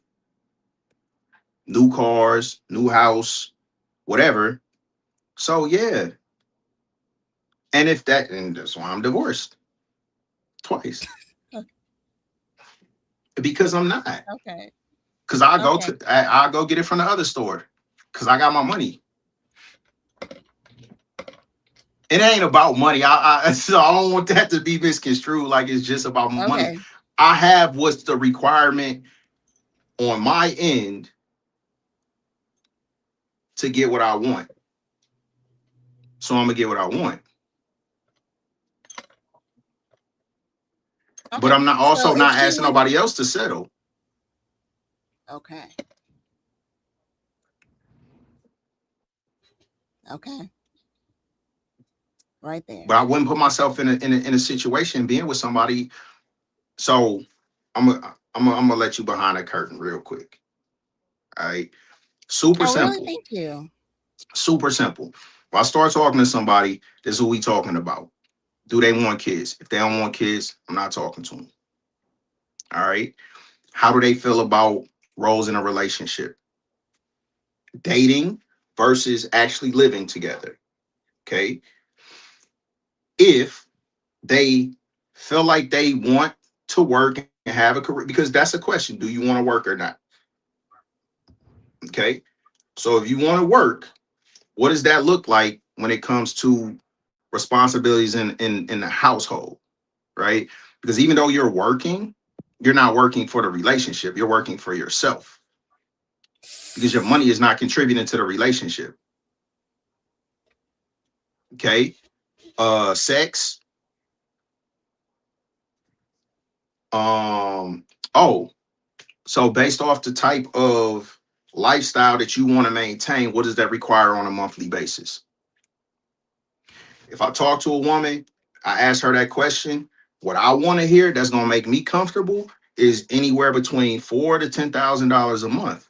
If it's anything more than that, I ain't talking to her, because it's not that I can't do it, it's that I'm not gonna put myself in that position. So if I go into any relationship, all of that stuff is laid out before I get in a relationship. And anything that I told her, she can take it to the bank. But that's the point, because I know right now, based off my situation, the lifestyle that I have, I can maintain that. And if I'm looking at what I do, how I move, whatever else, like I maintain a lifestyle that is more than my income. That's because I have access to things to do things without spending the money, but we still doing the stuff. Okay. How do you feel? Mm. What? So is this why a lot of guys go overseas Yeah. to like on 90 Day Fiance, like to Thailand and those different places, just to, I'm not going to say a slave, I'm not going to say a staffer wife, but just to find someone to cater to their needs all the way around. Mm-hmm. Because here in the States, we're too independent It don't have / nothing to don't do with listen / independence. too independent / don't listen. Whereas overseas is like, okay, I will do this for you. Bring me back to the States. So this is why. Because the reason why I'm asking, because I have an uncle. I have an uncle who, I mean, he did that. I think that has a lot to do with culture. Mm-hmm. Can you hear me? I can hear you. Okay. I don't think men go overseas because the women in the States is too independent or too whatever. I think culture in other countries are more black and white when it comes to traditional roles. I think in a lot of countries you still find that men make more money. I think that you find that men tend to be more dominant and are the provider / protector, um, even to the point of abuse. So for an American man to go overseas, Mm-hmm.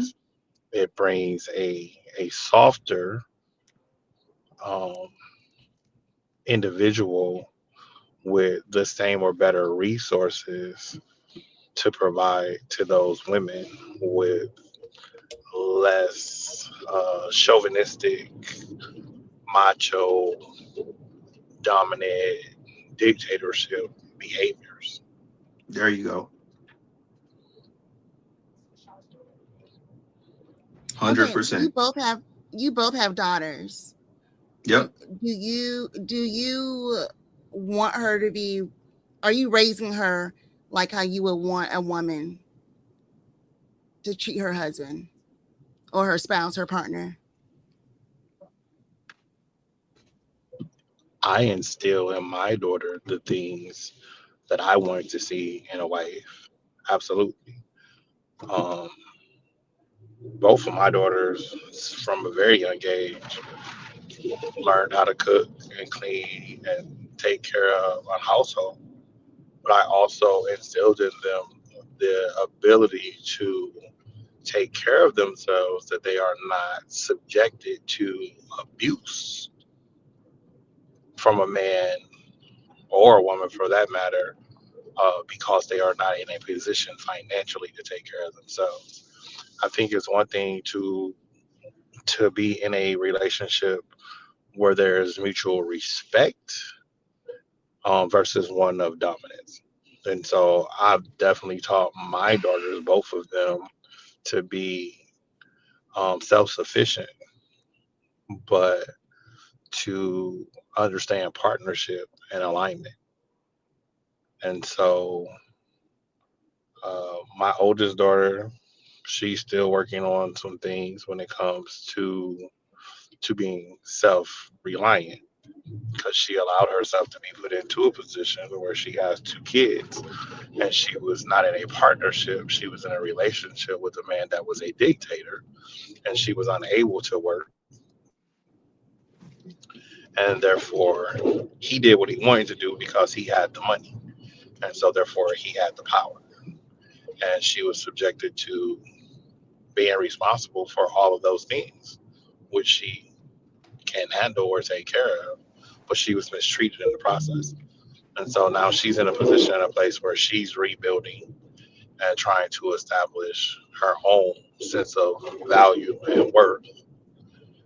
Now, my youngest daughter, um, I tell people all the time, like, she's probably going to be a monster.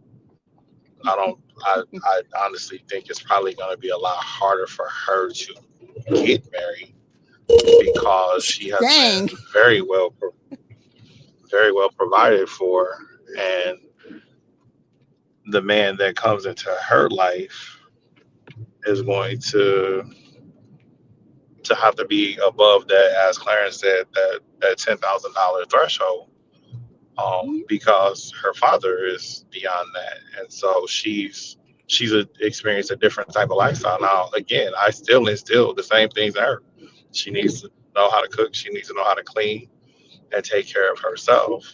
But what she's going to be willing to accept versus what my oldest daughter accepts, is definitely a different ball of wax, because they grew up with me in different phases of my life. My oldest daughter grew up with me when I was in the process of building, where my youngest daughter has grown up with me once I was established. I'll let Clarence can share your perspective on what you've taught your daughters, and because you have more of them. Not more of them. I How got many daughters four do you have? daughters. Oh, And okay. that's another thing, because that's the point. Like, I my see. standard as a man Mm, is what I want my daughter to be with that type of man. mm-hmm, And I mm-hmm, can look at myself in the mirror, and I don't have no hesitation. I would thank God so much if any of my girls had a man like me. mm-hmm. And I would still tell them the same thing. If they had a man that's gonna do for them what I've done for their mom, Mm-hmm. then their behavior should be completely different. When you ask the question initially, it's like, my challenge with this is, you don't parent alone.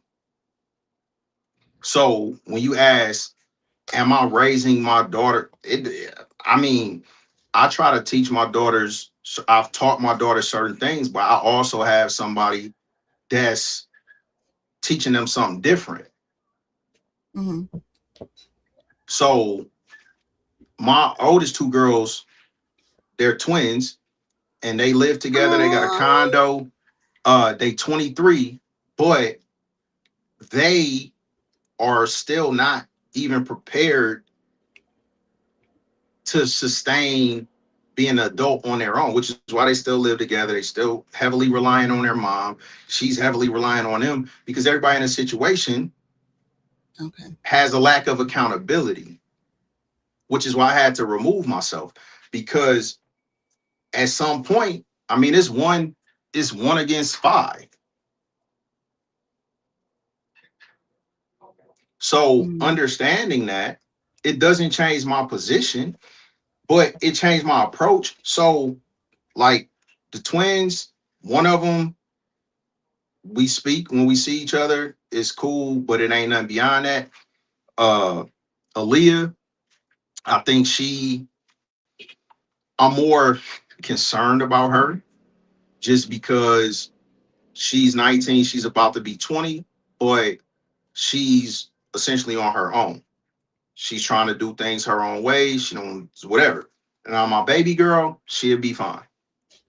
Sophia be fine. But it's the same thing like Devin said.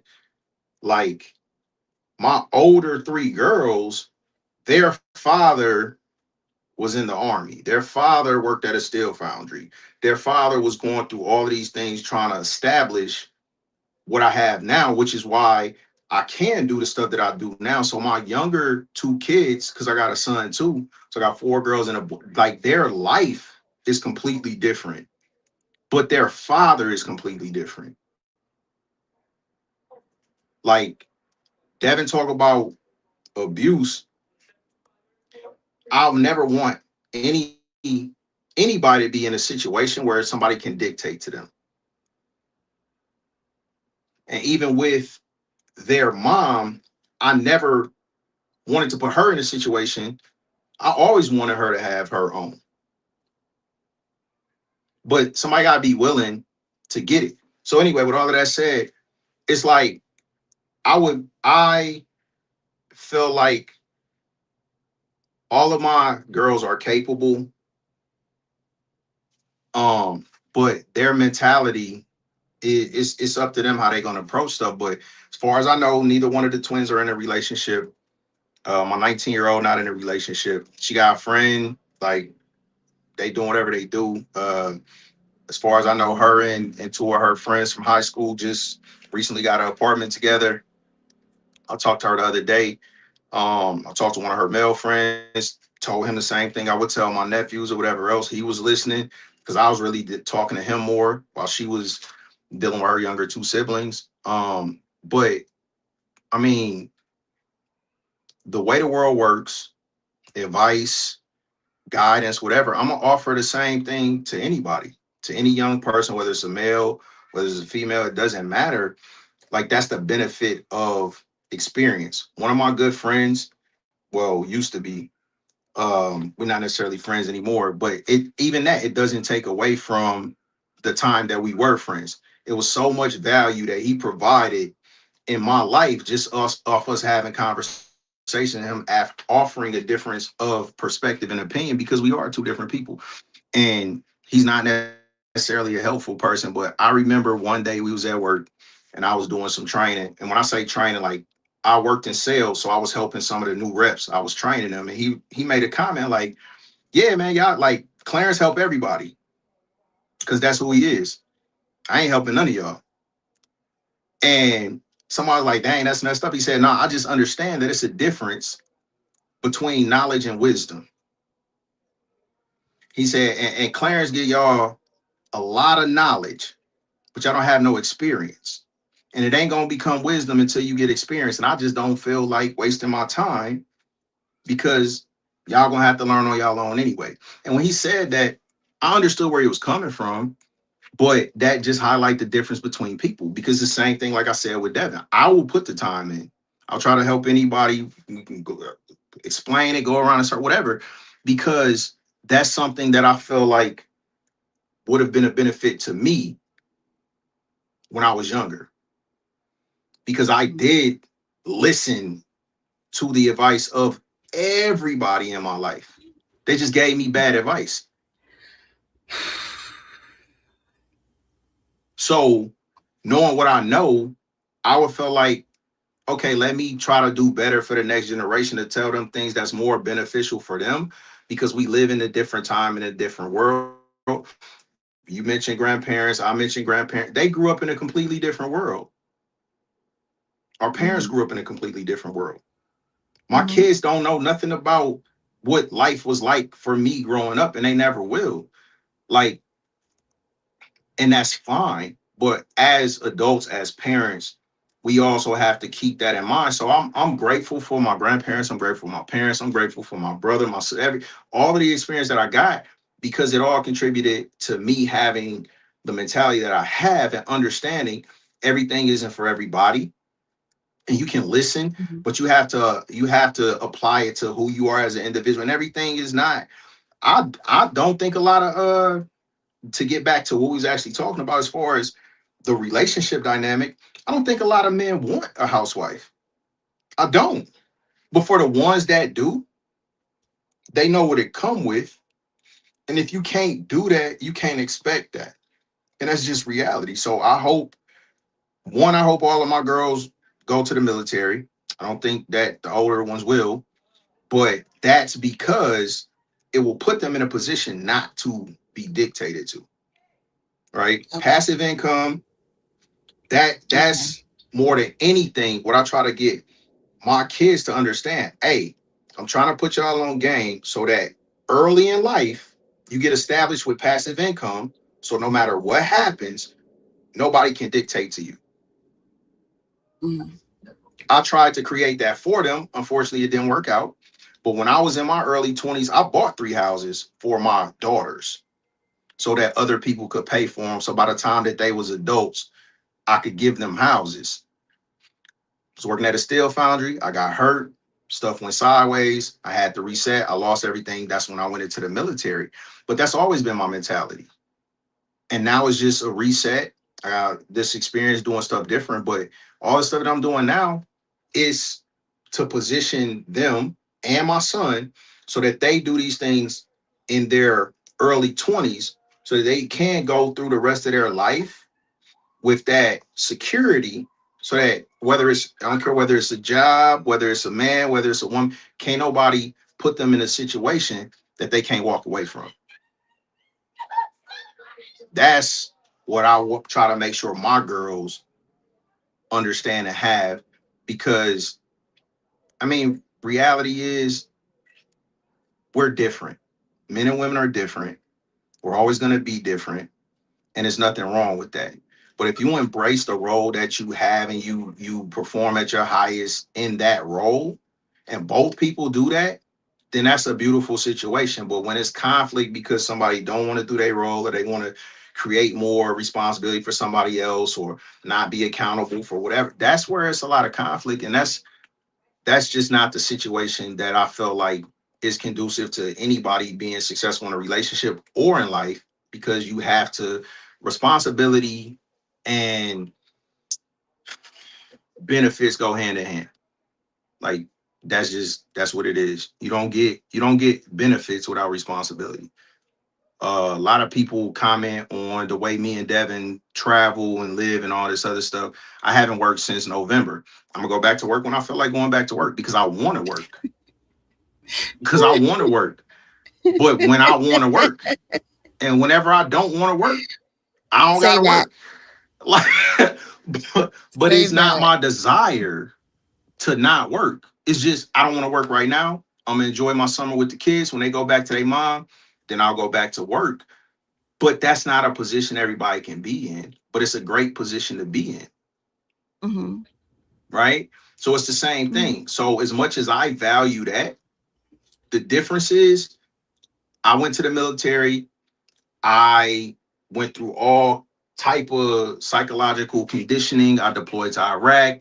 I've been mortared, like went through all of that stuff. Thank So you that for was your the services. trade-off. Absolutely.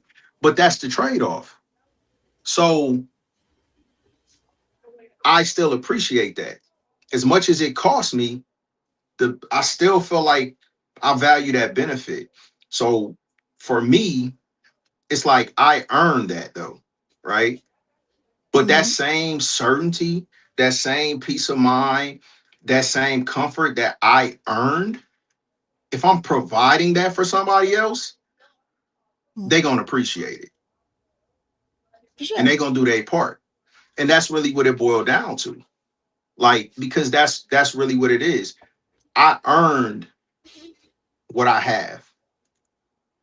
So, and it cost me a lot. But if I'm telling you, you gonna benefit from it, but you don't have to earn it. You just gotta do this little bit. Then you gonna do it.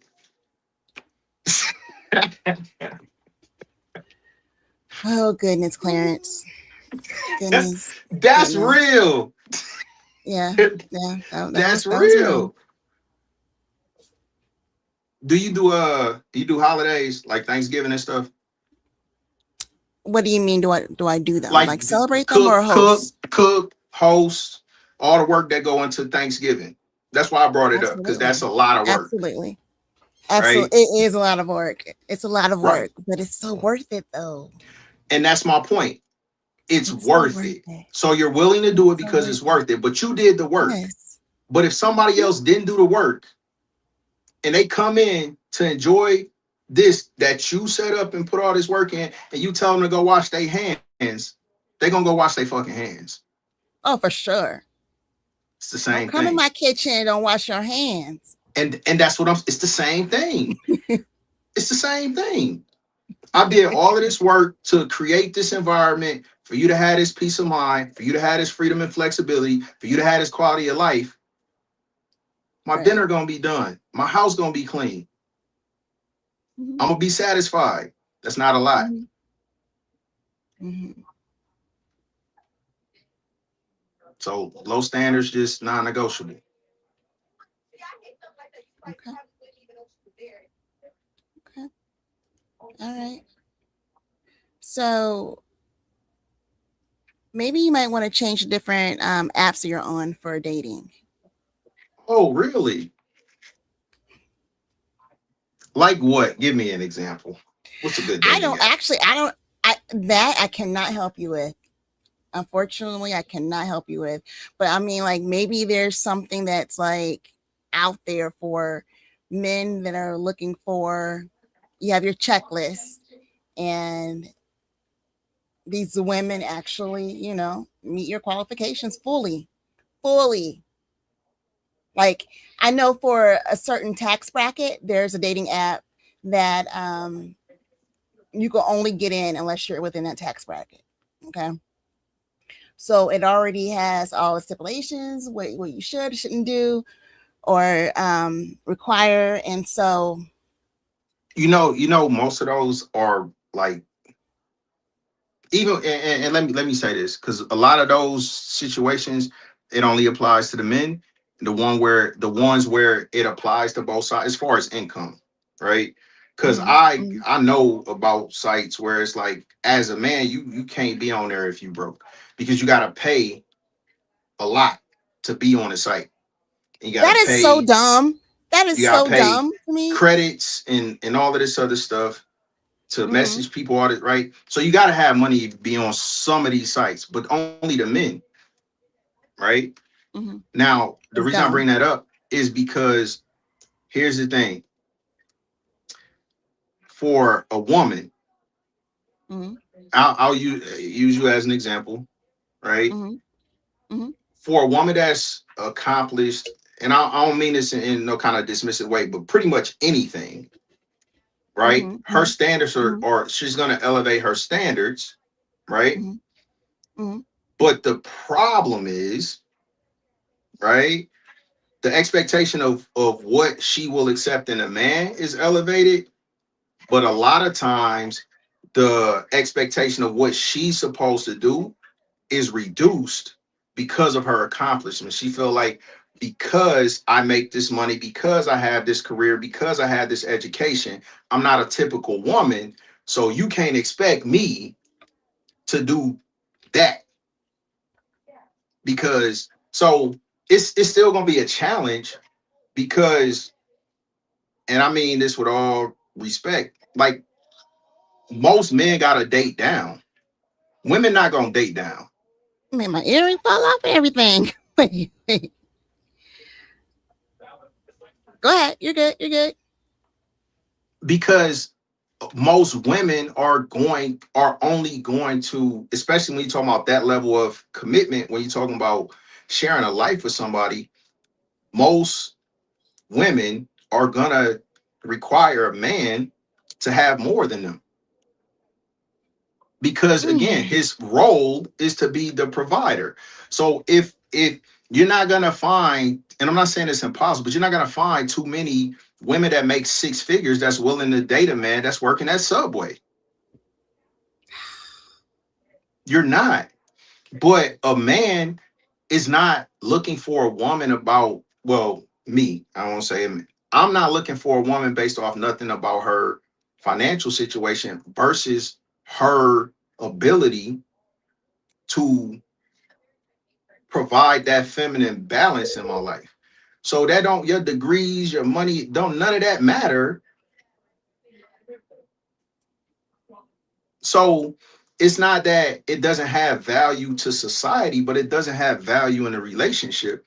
And not only does it not have value in a relationship, a lot of times it creates a dynamic where that woman feels entitled to bring less into that relationship as a woman, because she's focused on the things that she's doing as an individual.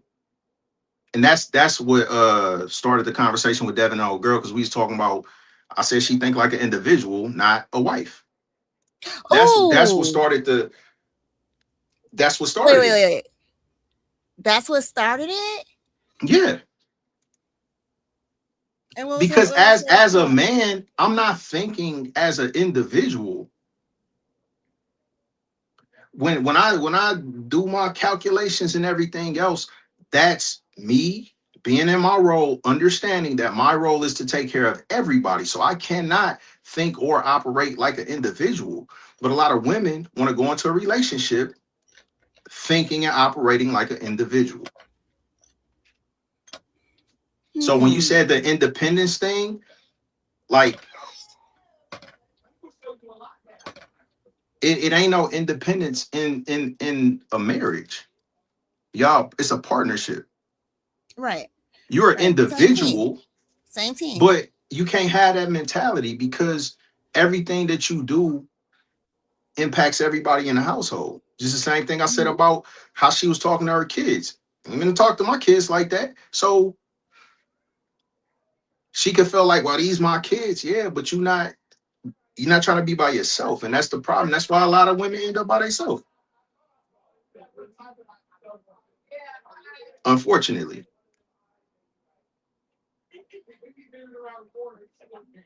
Okay. Okay. But like I said, the whole date down thing, it's not an insult, because it's not saying that the woman is less. I'm just saying in that situation, it's different roles. It's different roles. So if a woman is looking for a man to provide and protect, then that he has to be at a level that's above what she can provide for herself. Otherwise, there's no benefit to her. That's the thing. What if he's there emotionally? I know how you feel about the whole emotional. I know how you feel about the No, emotions. I'm not saying that, because But it ain't about, and it's not about how I feel. Again, you can listen to the women, because there's plenty of women that are addressing exactly what you just said. I mean, he a good man, and but I need somebody that's a provider. but again, I mean, I have friends that like, you know, Can I they ask you a have a question certain about amount. these friends? Absolutely, Are they single or are they married? they're both. Okay. So what's the mix? They're making a little No, bit I mean over like 6 million. as far as so like I don't know how many friends you got, you know what I mean? Not But many, out not of, many. okay, so like out of a handful of friends, right? How many single, Mhm. how many married? Let's do three. Three. Three Yeah, are what? married. Three are married. How many Three are single? married. Two. Okay.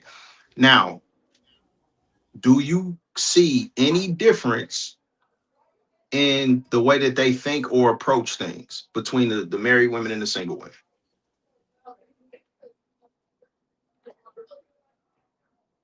No, Clarence.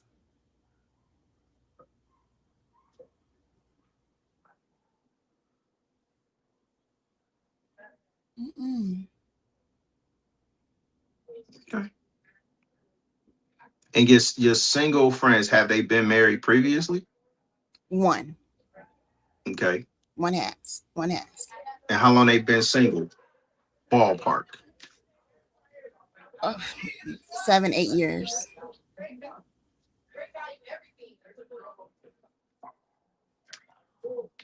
Do they want to be in relationships? They don't want to be with anyone else's son. So yes and no. Yes to not a relationship, but just someone just to occupy their time. Because they could do it themselves. They could do everything else themselves. Exactly. I know. But the thing I was getting ready to say though, I have a friend that makes she's well off, and the guy that she's married to at the time wasn't, up where she was At the time that they got married. Yes. But now he is. I don't know. Or what? I mean, you said at the time. That's why I'm asking. I don't. I'm trying at the to. time, I don't know. I don't know how much he makes. I don't know, but I know that her lifestyle has not changed from growing up to now. Her lifestyle has not changed. And when I'm Okay. saying lifestyle, it's as your brother would say, spoiled. Okay. So she's doing well on her own, and so I just want to make sure I'm tracking. So basically, what I'm taking is you got a friend that's well off. She's doing well when she met dude, and you're saying that for her in her situation, that's one of the scenarios where she didn't require a man to come with more than her, right? Right. Okay. But here's the thing, though. You know what? She also used to buy her men too, though.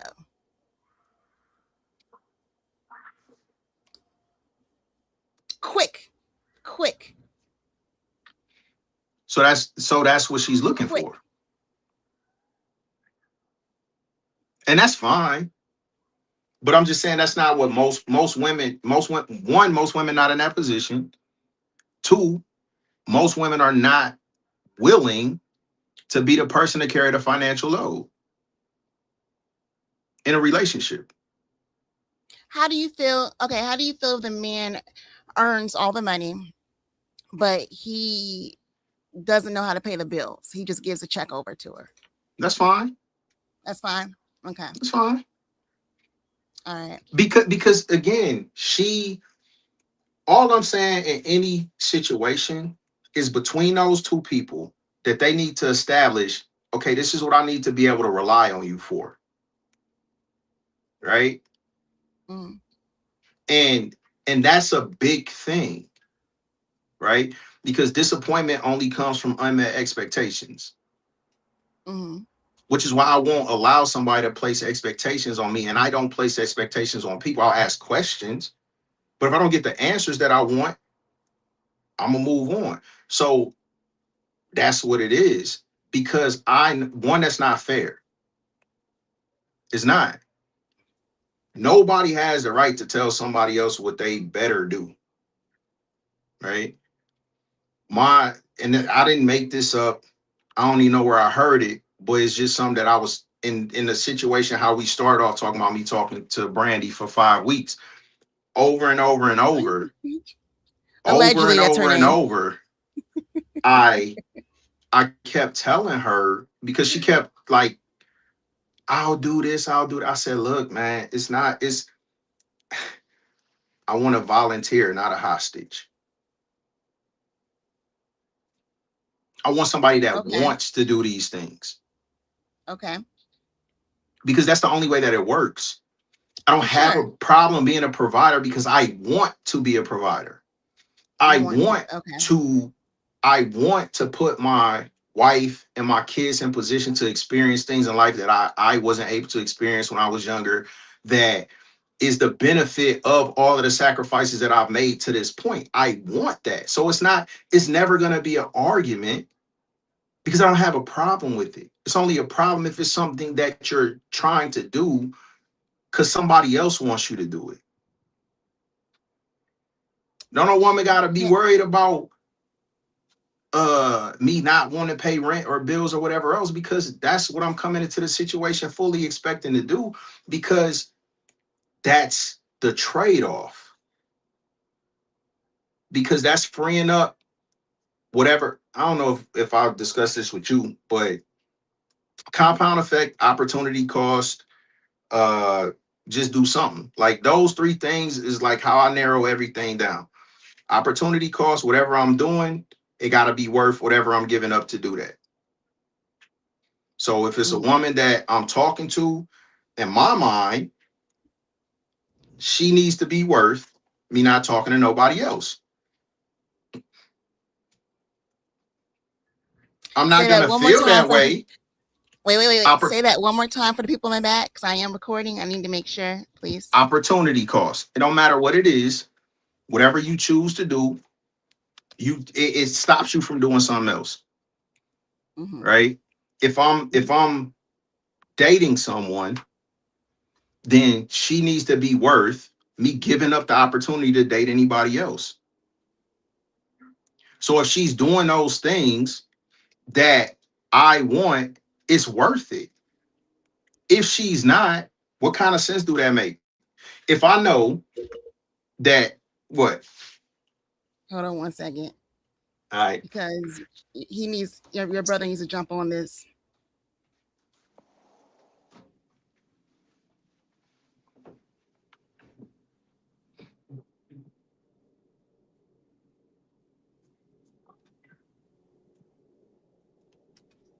Okay, I need your brother to hear that. Yeah. I'm just saying. I need your brother to hear that one. That was. Okay, go ahead. Stick a pin in that. Like I said, it's just opportunity cost. Like with anything, so it's the same reason I sell insurance and timeshare, because I worked at a steel foundry. I've been in the military. I've worked in fast food. I've worked in retail and then done all these things. But I'm trading my time for money. It's a cap on my income. All of these things. So if I know I could sell timeshare, which is not, physical labor, it's no cap on my income. For me to be successful, it's all about the effort I put in and the outcome that I get, right?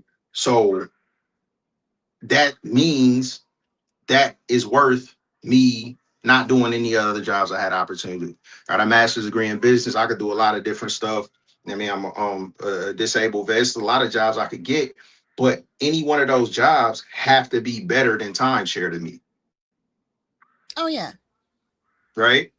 It's the same Right. thing with food, with anything, with no matter what it is. Devin was laughing at me because I was like, I'm so simple. I really am. Like, because when we talk about dinner and all of that stuff, like we ain't really getting a lot of detail, but I'm the type man that I just want to eat. If I got home, and so my routine would be come home, go out on the balcony where I am right now, smoke, want to come in, take a shower. When I get out the shower, I'm ready to eat. All right. My wife could literally bring me a sandwich and a glass of lemonade. I'm going to eat it. But my point was, but with that being said, it's going to be a sandwich the way that I wanted. It ain't finna I'm be, listening. it ain't finna be no white bread and bologna and cheese. Like, it's no, because it's a sandwich. So make the sandwich the way I want the sandwich made. Like, Okay. so, and that's what Okay. I'm saying. Like, I think a lot of people can easily, misconstrue or misinterpret like the level of like effort that a woman gotta put in. I'm so simple. And I really would be like, because I just wanna live my life. I want to travel. I want to listen to good music, eat good food, have good company. That's it. So it's all about as many things as I could not have to worry about. So that's the trade-off. It's like, look, I'll worry about everything else, so you don't got to worry about it. But I don't Right. want to have to worry about sex, dinner, and cleaning up. That's Right. more than Because you're already fair. dealing with stuff that's outside. So Right. yeah, like, and that's what I'm saying, like for real. Because Devin, like I said, Devin was already saw me making like I'll make a sandwich. I got lettuce, tomato, pickle, banana pepper, whatever. It's like I might as well be at Subway. But if you can't do that to not pay rent, not pay bills, drive the car that you want to drive, vacation consists. I mean, I would say at this point, if I was with a woman, is 3 major vacations minimum a year, and it's a getaway or two every month. Because Mm. that's my lifestyle. Now that don't mean we going, somewhere fancy all the time. We might shoot to Dallas, might shoot to Atlanta, might like whatever. And then maybe then go to Aruba, go to Dior, go where. But it's like that's my lifestyle. But she don't gotta contribute nothing to that financially, and you can't fix a sandwich because I didn't ask for a 5-course meal. I'm hungry. Right. I'll eat So you're gonna whatever's eat. in here because the only stuff that's in here is stuff that I want because I won't buy stuff that I don't want, which is the same thing we talked about the purse. So would you have an attitude though? Would you have an attitude about that? Like if With what? if you already like you have baked chicken, seafood, everything in the house already. You already have everything. But she Mhm. comes to you with just a sandwich. Like I And said, it's like, if the sandwich is like I want it, no, I don't got no problem with it. your brother needs to be on here because he wants a straight up. He says either a fix a meal or make a meal. But again, that's Devin. I'm So I need I'm both cool. sides on here. I need both sides on here. I'm cool Because my because thing is, can you just go in there and make your own sandwich? And can he make his own, or can you fix your own sandwich and he can make his own meal when he comes home from work? Or would you be upset about that? but why would I do that?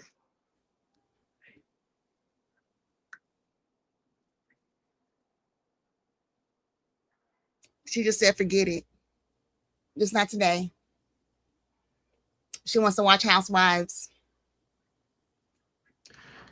Yeah, that's She and she yeah. went to get her nails and stuff done today. Came home. She was like, "Oh crap, it's 4:30." Well, And you should see, be that's walking the through the door. thing. To me, Mhm. she don't need to be there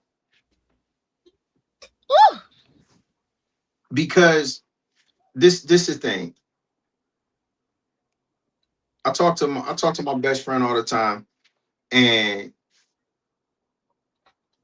when he described what he want, it's so simple. Excuse And I hear him say it over and over, and I just listen to him. He's like, man, and it's so simple, but it's descriptive. And it's very similar. He's like, man, I want to come home and wife cooking. But he wants a fresh, hot meal, right? And it's for everybody different. So I'm not saying I'm saying me, because I'll go fix a sandwich. But my point is, you're not gonna do less than what I do. Because if I go fix me a sandwich, I'm gonna get the cutting board, I'm gonna slice some tomato, I'm gonna get my so you're gonna do it the same way I do it. Or otherwise, now you're downgrading my lifestyle. Nobody's gonna come downgrade my lifestyle. Over a sandwich? Over a sandwich? Yes. Over a sandwich. Even you saying that's hella dismissive. Yes. What? Over a sandwich? How? Tell me, please. What do you mean how? I Because if mean, I was fixing it myself, it would be that way. okay. Okay. Okay. So you're not gonna come benefit and then put less again. So the scenario you just said, the nails and all of that, she wouldn't be there. Not because of all of that, but because you own your time. You own your time because That's I true. allow you to own your time. I go trade my time so that you don't have to. And you can't fix a Okay. sandwich the right way. Okay, but you have to say I allow you though. What do you think You it know what I is? mean? I mean, you have to say like I allow you. It's just more like I give you the benefit, or you have to say I You I can allow. say however you You know what I want to. mean? I know, but I'm just like,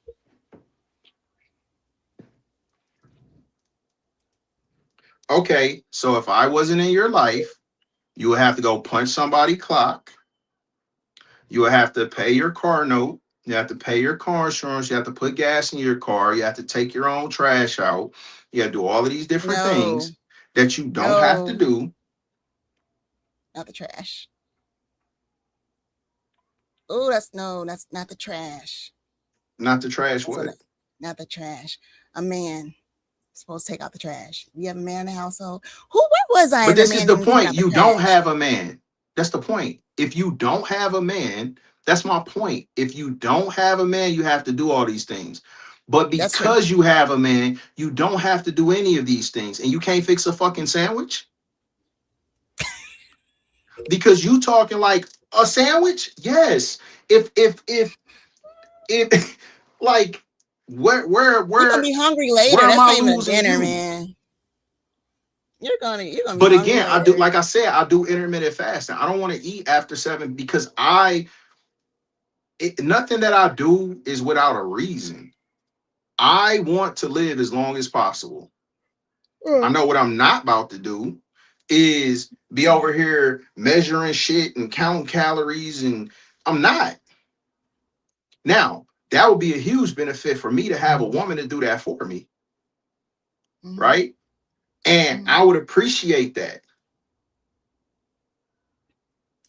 right?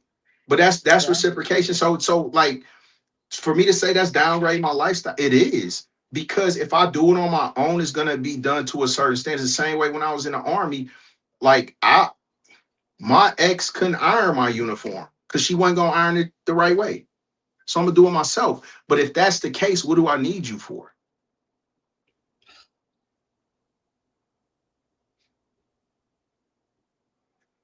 Wait, but did she at least take it to the cleaners and have them do it? Do the pressure? No, I did it myself. That's what I'm saying. Like, Do they call them dress blues? Are those dress blues? well, I was in the army, so it was greens. But Green. but the point is, it's like I could name a list of all of this stuff that she don't got to worry about. So yes, I'm gonna freaking. It's gonna be a line in the sand about the little bit of stuff that I require. But it shouldn't be a conflict because she'll never be in that position. It's not like she's coming into this blind. I'm having a conversation with you, it'd be the same conversation. So if if we were dating and then we got married, you're going into this situation knowing that nigga sandwich better be like Subway. Okay. And if it's not, he gonna have a problem. But so unnecessary. It's unnecessary. It's so no, not the sandwich part. Just to like if it's not ready and you end up having a problem after dealing with everything that happened outside of the house. You know what I mean? You come home, and that's the point. I try to communicate this to different women in different ways. So it was with my first wife. It was like, look, I don't have no problem going out here into the world, strap 100 pounds on my back, run around with it, carry it away for the family. But when I get home, I just want to sit it down. But instead, when I get home, instead of me being able to sit down my 100 pounds, here you come with your 10, talking about take that too. Nah. That's crazy. Okay, let's throw in the baby. Let's throw in the baby. Okay. So I know you already went through this. Let's throw in the baby. Then we gotta shut it down because I'm getting hecka sleepy. You're out with 100 pounds on your back and everything. She's walking around with the baby at the house because she's at home. You don't need to pay for childcare. Okay. She didn't make your sandwich. She didn't make dinner. She didn't do any of that. She didn't do anything. Don't go by how, because you could do it and you've done it before. I'm just saying. So when you get home and you go outside to your balcony and you're smoking and then you take her shower, there's still nothing out there for you because she's sitting up there. That's not being realistic. A mom. That's not realistic. So you still expect her to have your dinner ready? That's not realistic. I mean, it could be prepped. It's not realistic. You know the thing about babies? I don't, because I don't have any children, so I don't know. They sleep the vast majority of the time. But they sleep when the mom sleeps. No, they don't. They sleep the vast majority of the time. So if you have a child, right? One, baby's not as much work as people act like, because what can they do? They just lay there, or you hold them. They either hungry, they wet, or they sleepy. Most of the time, if they cry. Now, if it's actually something wrong with the baby where they colicky, then they crying, but that's gonna be an annoyance. But it still don't stop you from fixing the sandwich, because the baby gonna be crying regardless. I had the little harness. My baby girl's right here all of the time. So straight right daddy here, daycare. hands free, doing whatever I gotta do. Okay. It ain't no excuse. It ain't never gonna be no excuse, because if it's a priority, you will get it done. And that's the reality. If it's a priority, you will get it done. And it's never an excuse. The reality is it's just not a high enough priority if it didn't get done, because that's the way priorities work, right? If I got a list of 100 things to do, I don't have to get all 100 done, but whatever's the top priority is going to get done, right? Mm-hmm. What's 87 or 93 might not get done, but if it's 1, 2, or 3, it should get done, right? So it ain't no excuse, and it never will be, because that should be a top priority. Okay, but what if she just decides to order pizza? That counts, right? I don't care. Okay. She ain't finna do that every day. Oh. I like pizza. Hell, I might tell her to order pizza.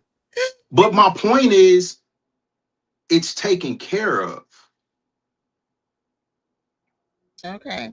There's never going to be a situation where I'm going to be okay that my woman hasn't done what she was supposed to do unless she's not capable. She's sick or injured or something like that. And in that case, she don't got to worry about it. Mm-hmm. Because we can put everything else aside. This is the reality. When I open the door, based off whatever's going on in that household, when I walk in, is communicating to me how much you value and respect me. So she should be at the door with your slippers and stuff. And I ain't saying nothing about that. And again, some people, I don't need what I need. I put on my own slippers. I ain't worried about that. Okay. Whew. I'm gonna try to bring my friend on here, the one that's has a contract that was signed. I told you about that, right? Between her and her husband. And she has these stipulations, these rules, all that other stuff that she has to stay within a certain weight class. Oh yeah. You told me that, and that's fair. I'm gonna bring her on. That's fair. Okay. I want to bring her on. That's yeah. I mean, because it's a two-way. Like I said, my issue with all of these conversations is simply that we keep acting like it's just one-sided.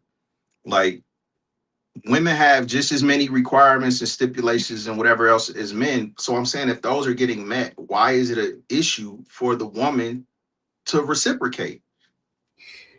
Again, it depends on how the woman is raised and stuff. Like, yeah, it depends on how she was raised. Like, I'm not finna play devil's advocate for no bum ass nigga, because that's what I'm gonna look at him as, like, legit. And it's a whole bunch of them, and I know that. I ain't gonna say I got friends, but I had coworkers that I'm gonna say this. 'Cause I know we're finna get off. Like, I had a homeboy. I ain't have to know nothing about his situation, but we went out, and just how his wife was acting, like, I already knew he wasn't doing what he's supposed to do. And then when they ended up getting divorced, but he was really like trying to play the victim. And I'm like, bro, that's on you, because you made good money.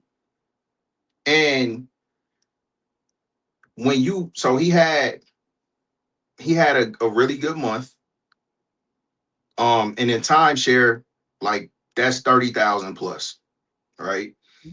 So I think he probably made probably between $30,000-$40,000 that month.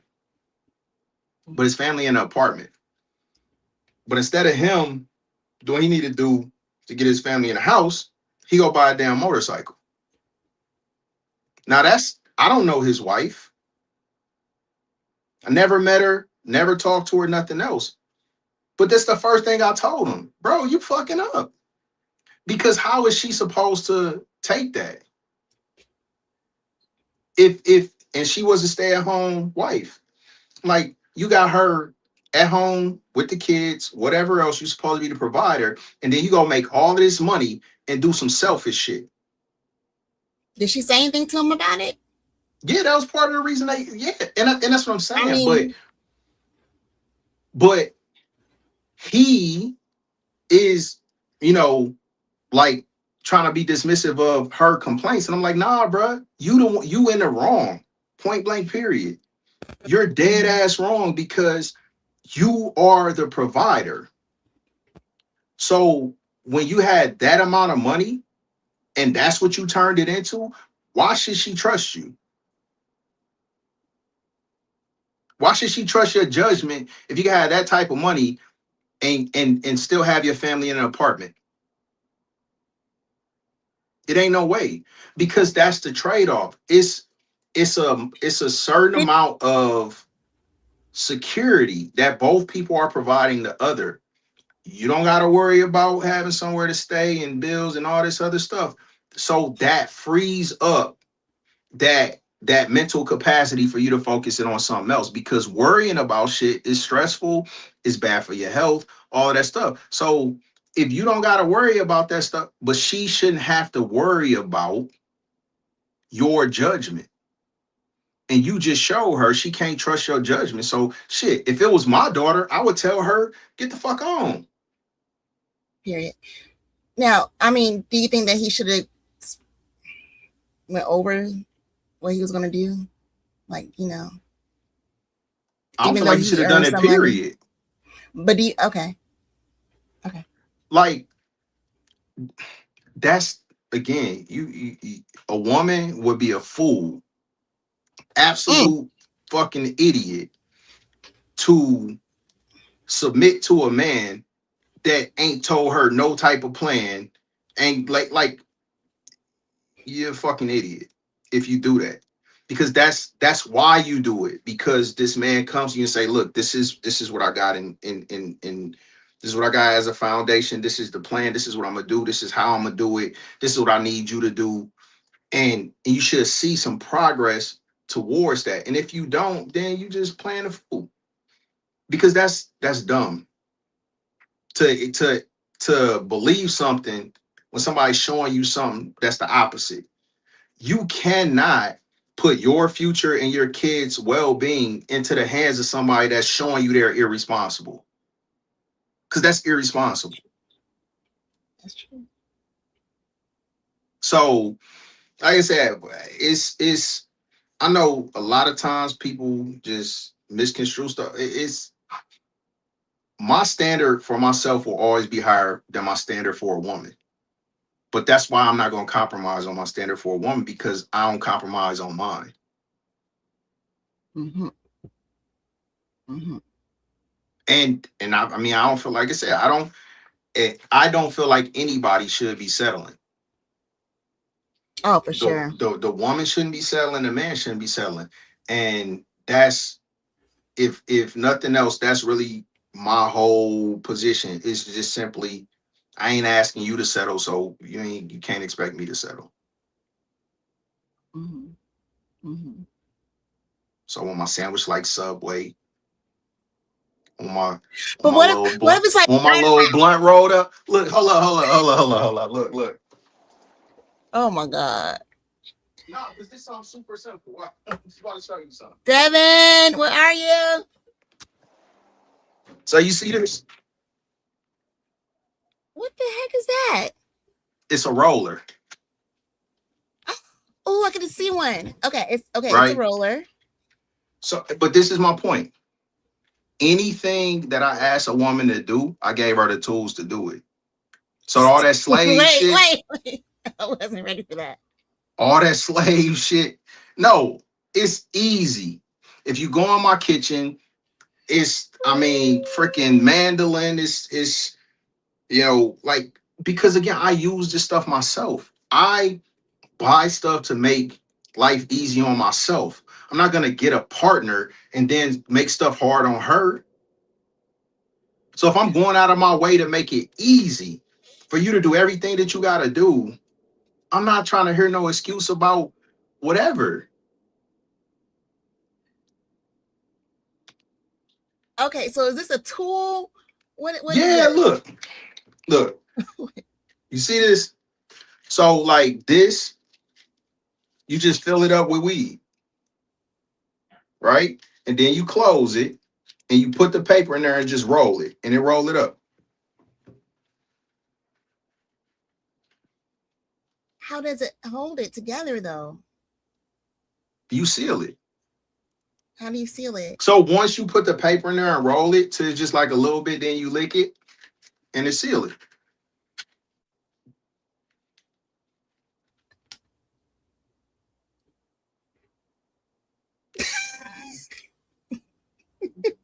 But again, like, ain't nothing that hard. Nothing. Okay. What if she go ahead. What if she rolls it differently, even though you gave her the tools for it? I don't care. As long as that bitch rolled up, I don't care. I cannot. Can I smoke it? Like, I look, this ain't no this ain't no fashion show, or like, man, I don't care what it looked like. Is it rolled up? Is it sealed? Do it got weed in it? Can I light it and smoke it? Okay. I don't know stuff. Okay. This is for me. So how much do you put in it? Like, how do enough for a blunt? I wish. What do you mean? What do you mean? The choir minds like to know. What do you mean? Like, do you just? I'm trying to think if I got something that I could use, because I don't have no weed. Well, then how can you expect something you don't even have? You don't have a product. I'm talking about right now. I'm trying to think of what. I'll show you real quick. Because I'm just what?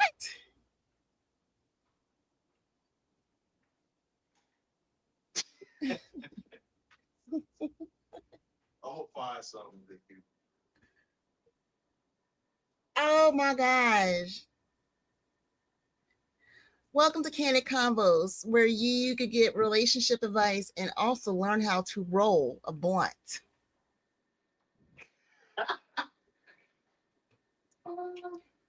And you're not learning how to roll a blunt from scratch. You actually have a tool that's going to assist you. It's kind of like the electric can opener. You just you got me on that one. You got me on that one.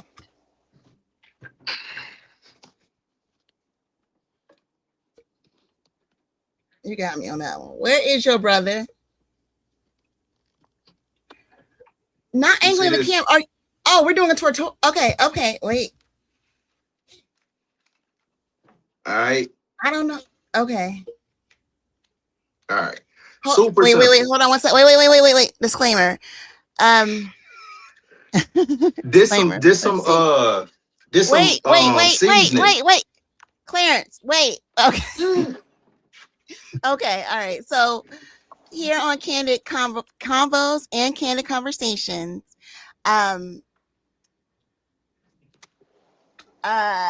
this is All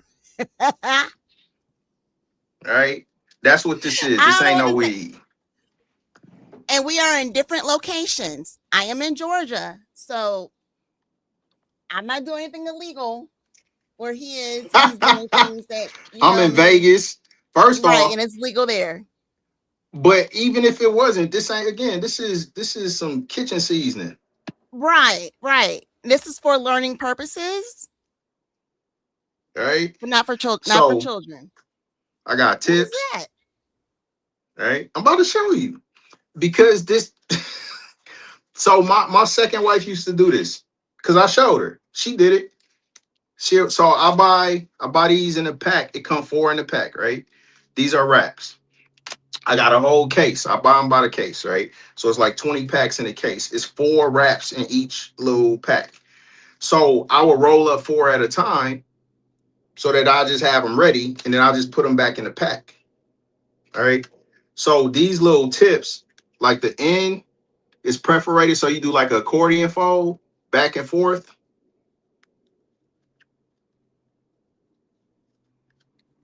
And then you just roll it. Right? So this makes a little tip. I'm watching. I'm listening. Okay. I'm watching. So you take the tip and you put it inside, right? And where'd you put the tip? Where's the tip at? It's under my finger. Okay. Got you. Okay. All right. So I normally would have a little wrap, but I'm gonna scoop this with this. So you can just scoop it up with whatever and dump it in there. All right.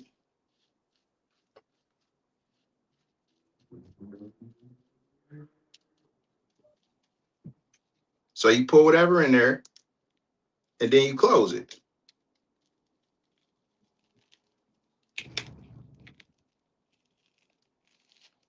And then you just rotate it.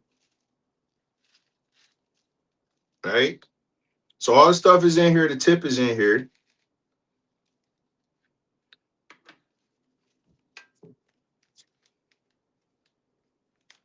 And you can do papers or wraps.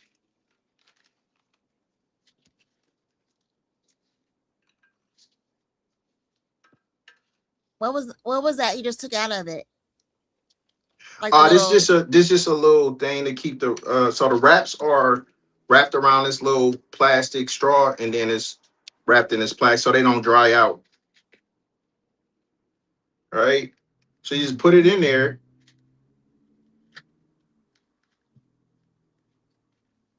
And roll it. Is that made out of wood or plastic?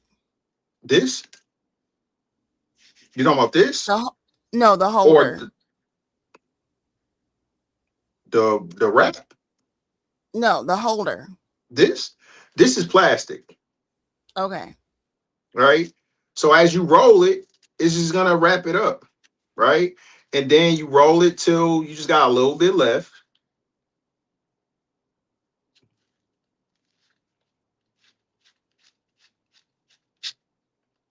And then you pop it open.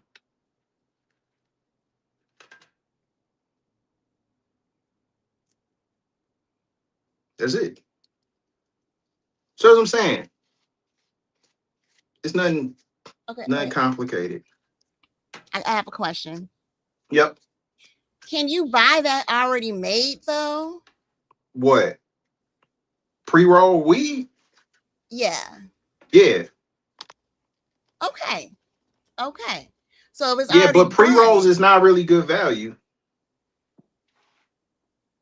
I mean, you just can't go to Sam's or something and just like ain't buy no weed from Sam's. Well, I mean, can you buy wrapping paper from Sam's like in bulk? Well, I buy them from the smoke shop. I'm sure they. I mean, they might have them at Sam's. I don't know. I don't And know. now that's an investment. But I mean, it's gonna be the same thing anyway. So when I say, Wow. Wow. so like I said, I buy them. It's a case. It's 20 in here. It's 20 packs, and I'll be good for like a month or two.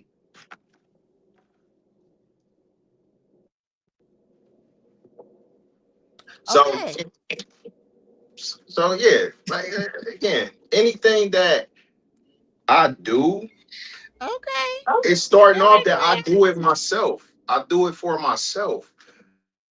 Make it easy on myself. So it's easy. That's what I'm saying. That's how I know it's not hard for any woman to do any of the stuff that I ask her. Because all I'm asking her to do is take it off my plate. Because I'm already doing it, and I already put whatever in place to make it easy for me. So it's easy for her. You just showed me how to roll a freaking darn blunt. Like, and I went to a PWI, and I've always seen people do this, but I didn't see the whole contraption Because thing that you everybody had don't going have on. one. Like that's most So people just is it roll up exclusive? by themselves, right? Most people just roll up like this. They'll just put the stuff in there, Oh my gosh. right? And then they'll roll it up without the thing. But that's what I'm saying. Like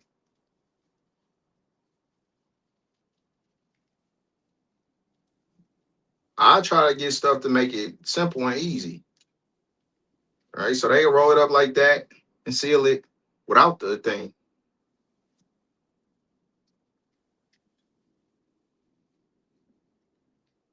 Okay. And please forgive my ignorance at this big age. Okay, so when you put the when you put the when you put this tip, this Yeah, is it the tip is not made out of the same paper that you're rolling no. your marijuana with. It's not. So the tip, Okay. the function Yes. of the tip really for me is just so you see people like smoking, they call them roaches, Mm-hmm. right? Because they all small, right? Mm-hmm. So if you put the tip in there, right, it's only gonna be weed from here to here. So by the time you get it down to the tip, you're not wasting no weed. You just throw it away.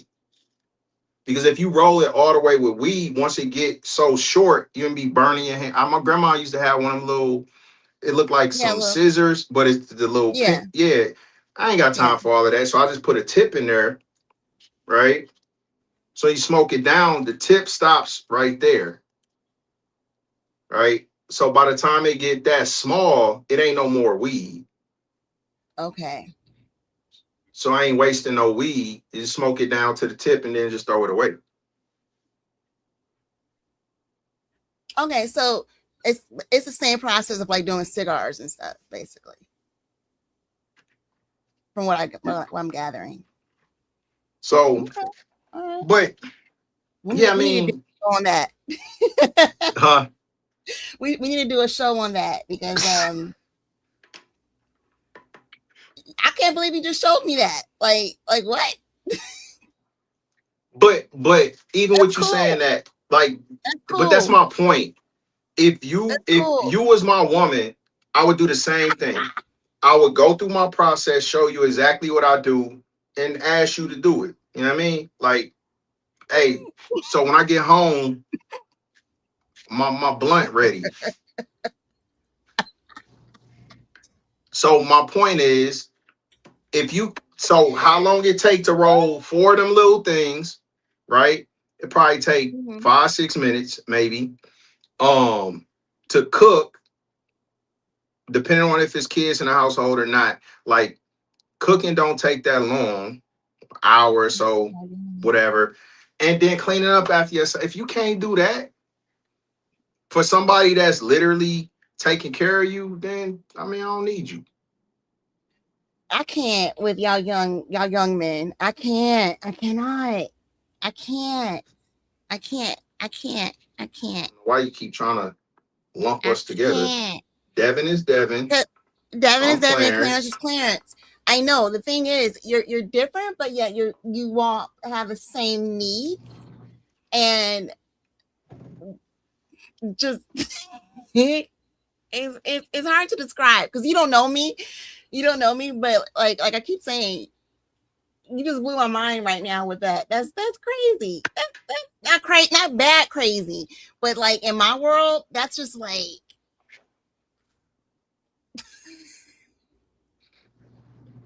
I'm that's like Discovery Network right now. It was just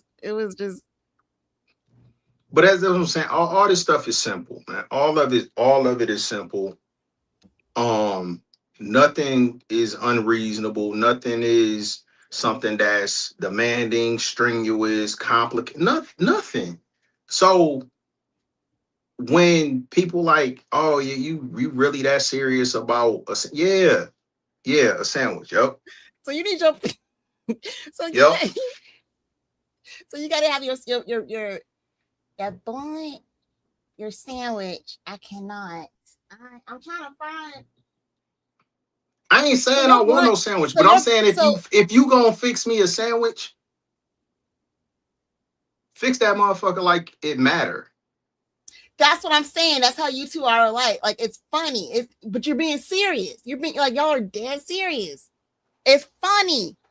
It's funny. Ha ha ha. It's funny. It's funny. It's funny. This is funny. I cannot. This is funny. Because I mean, Because again, so your blunt is equivalent you're not to like getting Apple no, Crown. you're not getting no half-ass effort or outcome. I didn't pay half of the rent. I didn't fill up half of your gas tank. I didn't take out half of the trash. That's true. Ooh, my butt too. You're right. Like, You're so why should I get this half-ass effort when, however you want to phrase it, you know what I mean? I'm contributing to you living a certain lifestyle that you don't have to be responsible for financially, that you don't have to go do things that you don't want to do to pay for things that you want to have or experiences that you want to have. And at the end of the day, I mean, I'll listen to anybody who want to talk about it, but I feel like it's going to be impossible for somebody to convince me that that don't make sense, because it's not about me. It's just period. It don't matter who it is. Same thing. Like, I got paid what I got paid selling timeshare because it's hard, not because it's easy. If I didn't sell, I didn't get paid. Like, that's life. If you don't do whatever is required to get what you want, you don't get it. If I don't show up to work, you know what I mean? But it's the same thing. But it's just like, it's easy for people to wrap their head around committing to do stuff basically to survive. But you'll do more, you'll work harder, commit more time, and have a lower quality of life to maintain independence. Go for it. Because I only need one.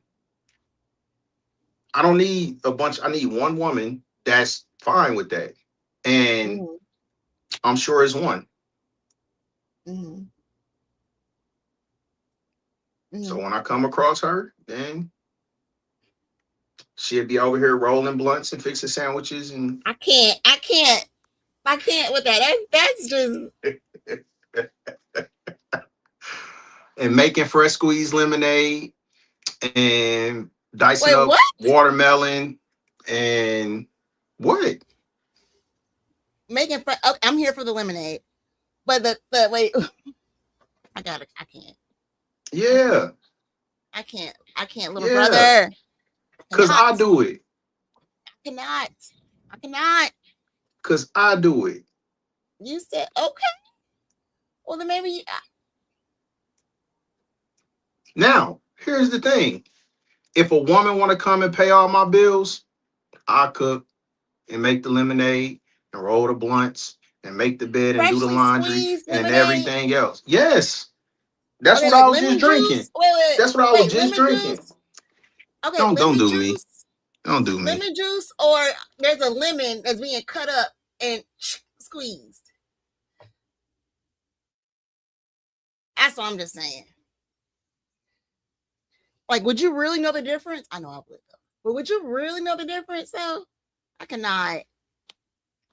I cannot. Where is your There we go. brother? What is your brother with this lemonade right now? Stop! Stop! That's what I do. Stop! So yeah, she gonna do the same fucking thing. You're extra. You're so extra. You're extra. You're extra. There you are. There goes the extraness. There goes What the is extra? extraness. There goes the extraness. There we go. What is extra? The What is lemon. extra? You actually straight up had the lemon juicer, squeezer, majiggerman thingy, whatever. Yes. There goes there goes the extra. So you gotta have your sandwich, your freshly squeezed lemonade, along with your the blunt thingamajigger. I can't. You know what? I would love for you to come back. I need to have a 30-minute one. 30-minute conversation. Okay. On this whole sandwich, because there's more to this sandwich, lemonade, and rolling of the blunt.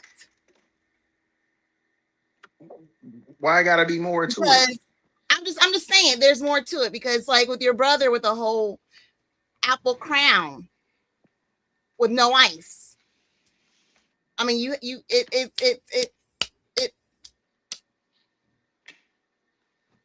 y'all are so simple, but yet not. You have How the lemon. no. The lemon. Yes, because I just made me some lemonade. The lemon. And I literally made 1 cup because we was getting ready to do this. That's why it's 1 lemon sitting over there. The lemon. Made 1 cup of lemonade. And it's the thing. It take 2 minutes.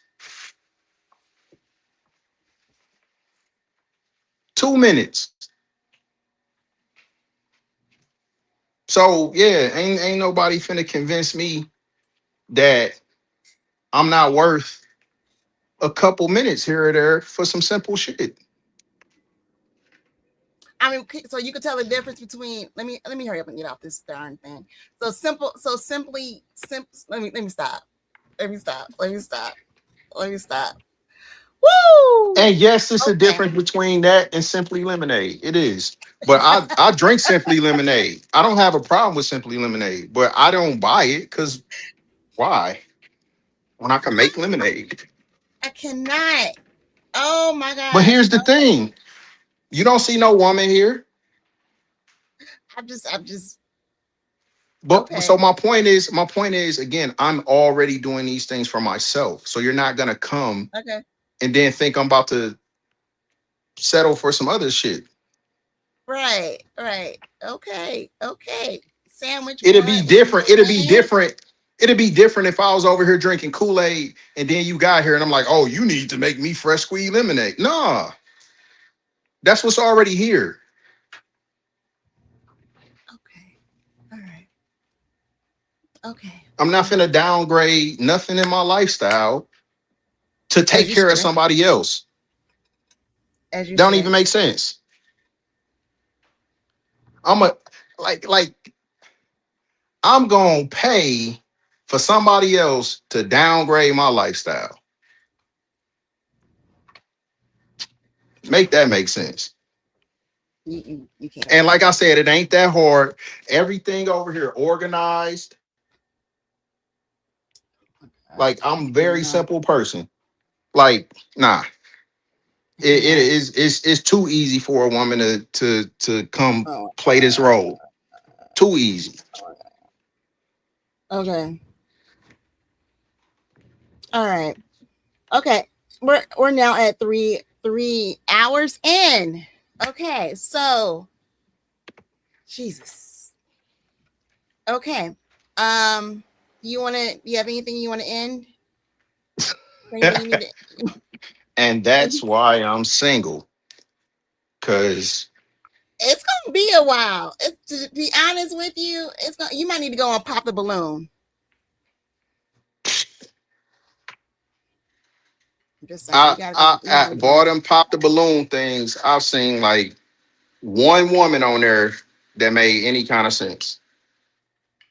Okay, so you might need to go on pop the balloon. Maybe that one might be there for you, because that's I cannot. Or you need to go to church. And then deep south. Just saying, deep south. And this person has never been on an airplane before. Never stayed in a hotel before. Or she stayed in a hotel before, but she had to enter from the outside to go into her room. Oh no. I'm just saying. I'm just throwing it out there. Okay. I'm going to let you go. We're going to end this show with Candid Conversations and Candid Convos. You will learn how to relate to men at times, relate to women at times, have relationships, look for a partner, look for the one, or just tell someone they're not the one, and also roll a blunt at the same time with freshly squeezed lemonade. Hey, you can't get that anywhere else. You cannot get that anywhere else, ladies and gentlemen. Okay, so I am going to go ahead and end this. Clarence, thank you so much for joining us for tonight. And do not hang up until the ending is completely done. Okay, so where is the ending? I'm sorry, I'm still on the whole blunt thing. Okay, and outro. Thanks for joining us on Candid Conversations with Daniel and Devin. Whether you watched us on video or listen on audio, we appreciate you being part of the conversation. Make sure you follow us on all social media platforms. And don't forget to like, subscribe, and share. Until next time, stay candid.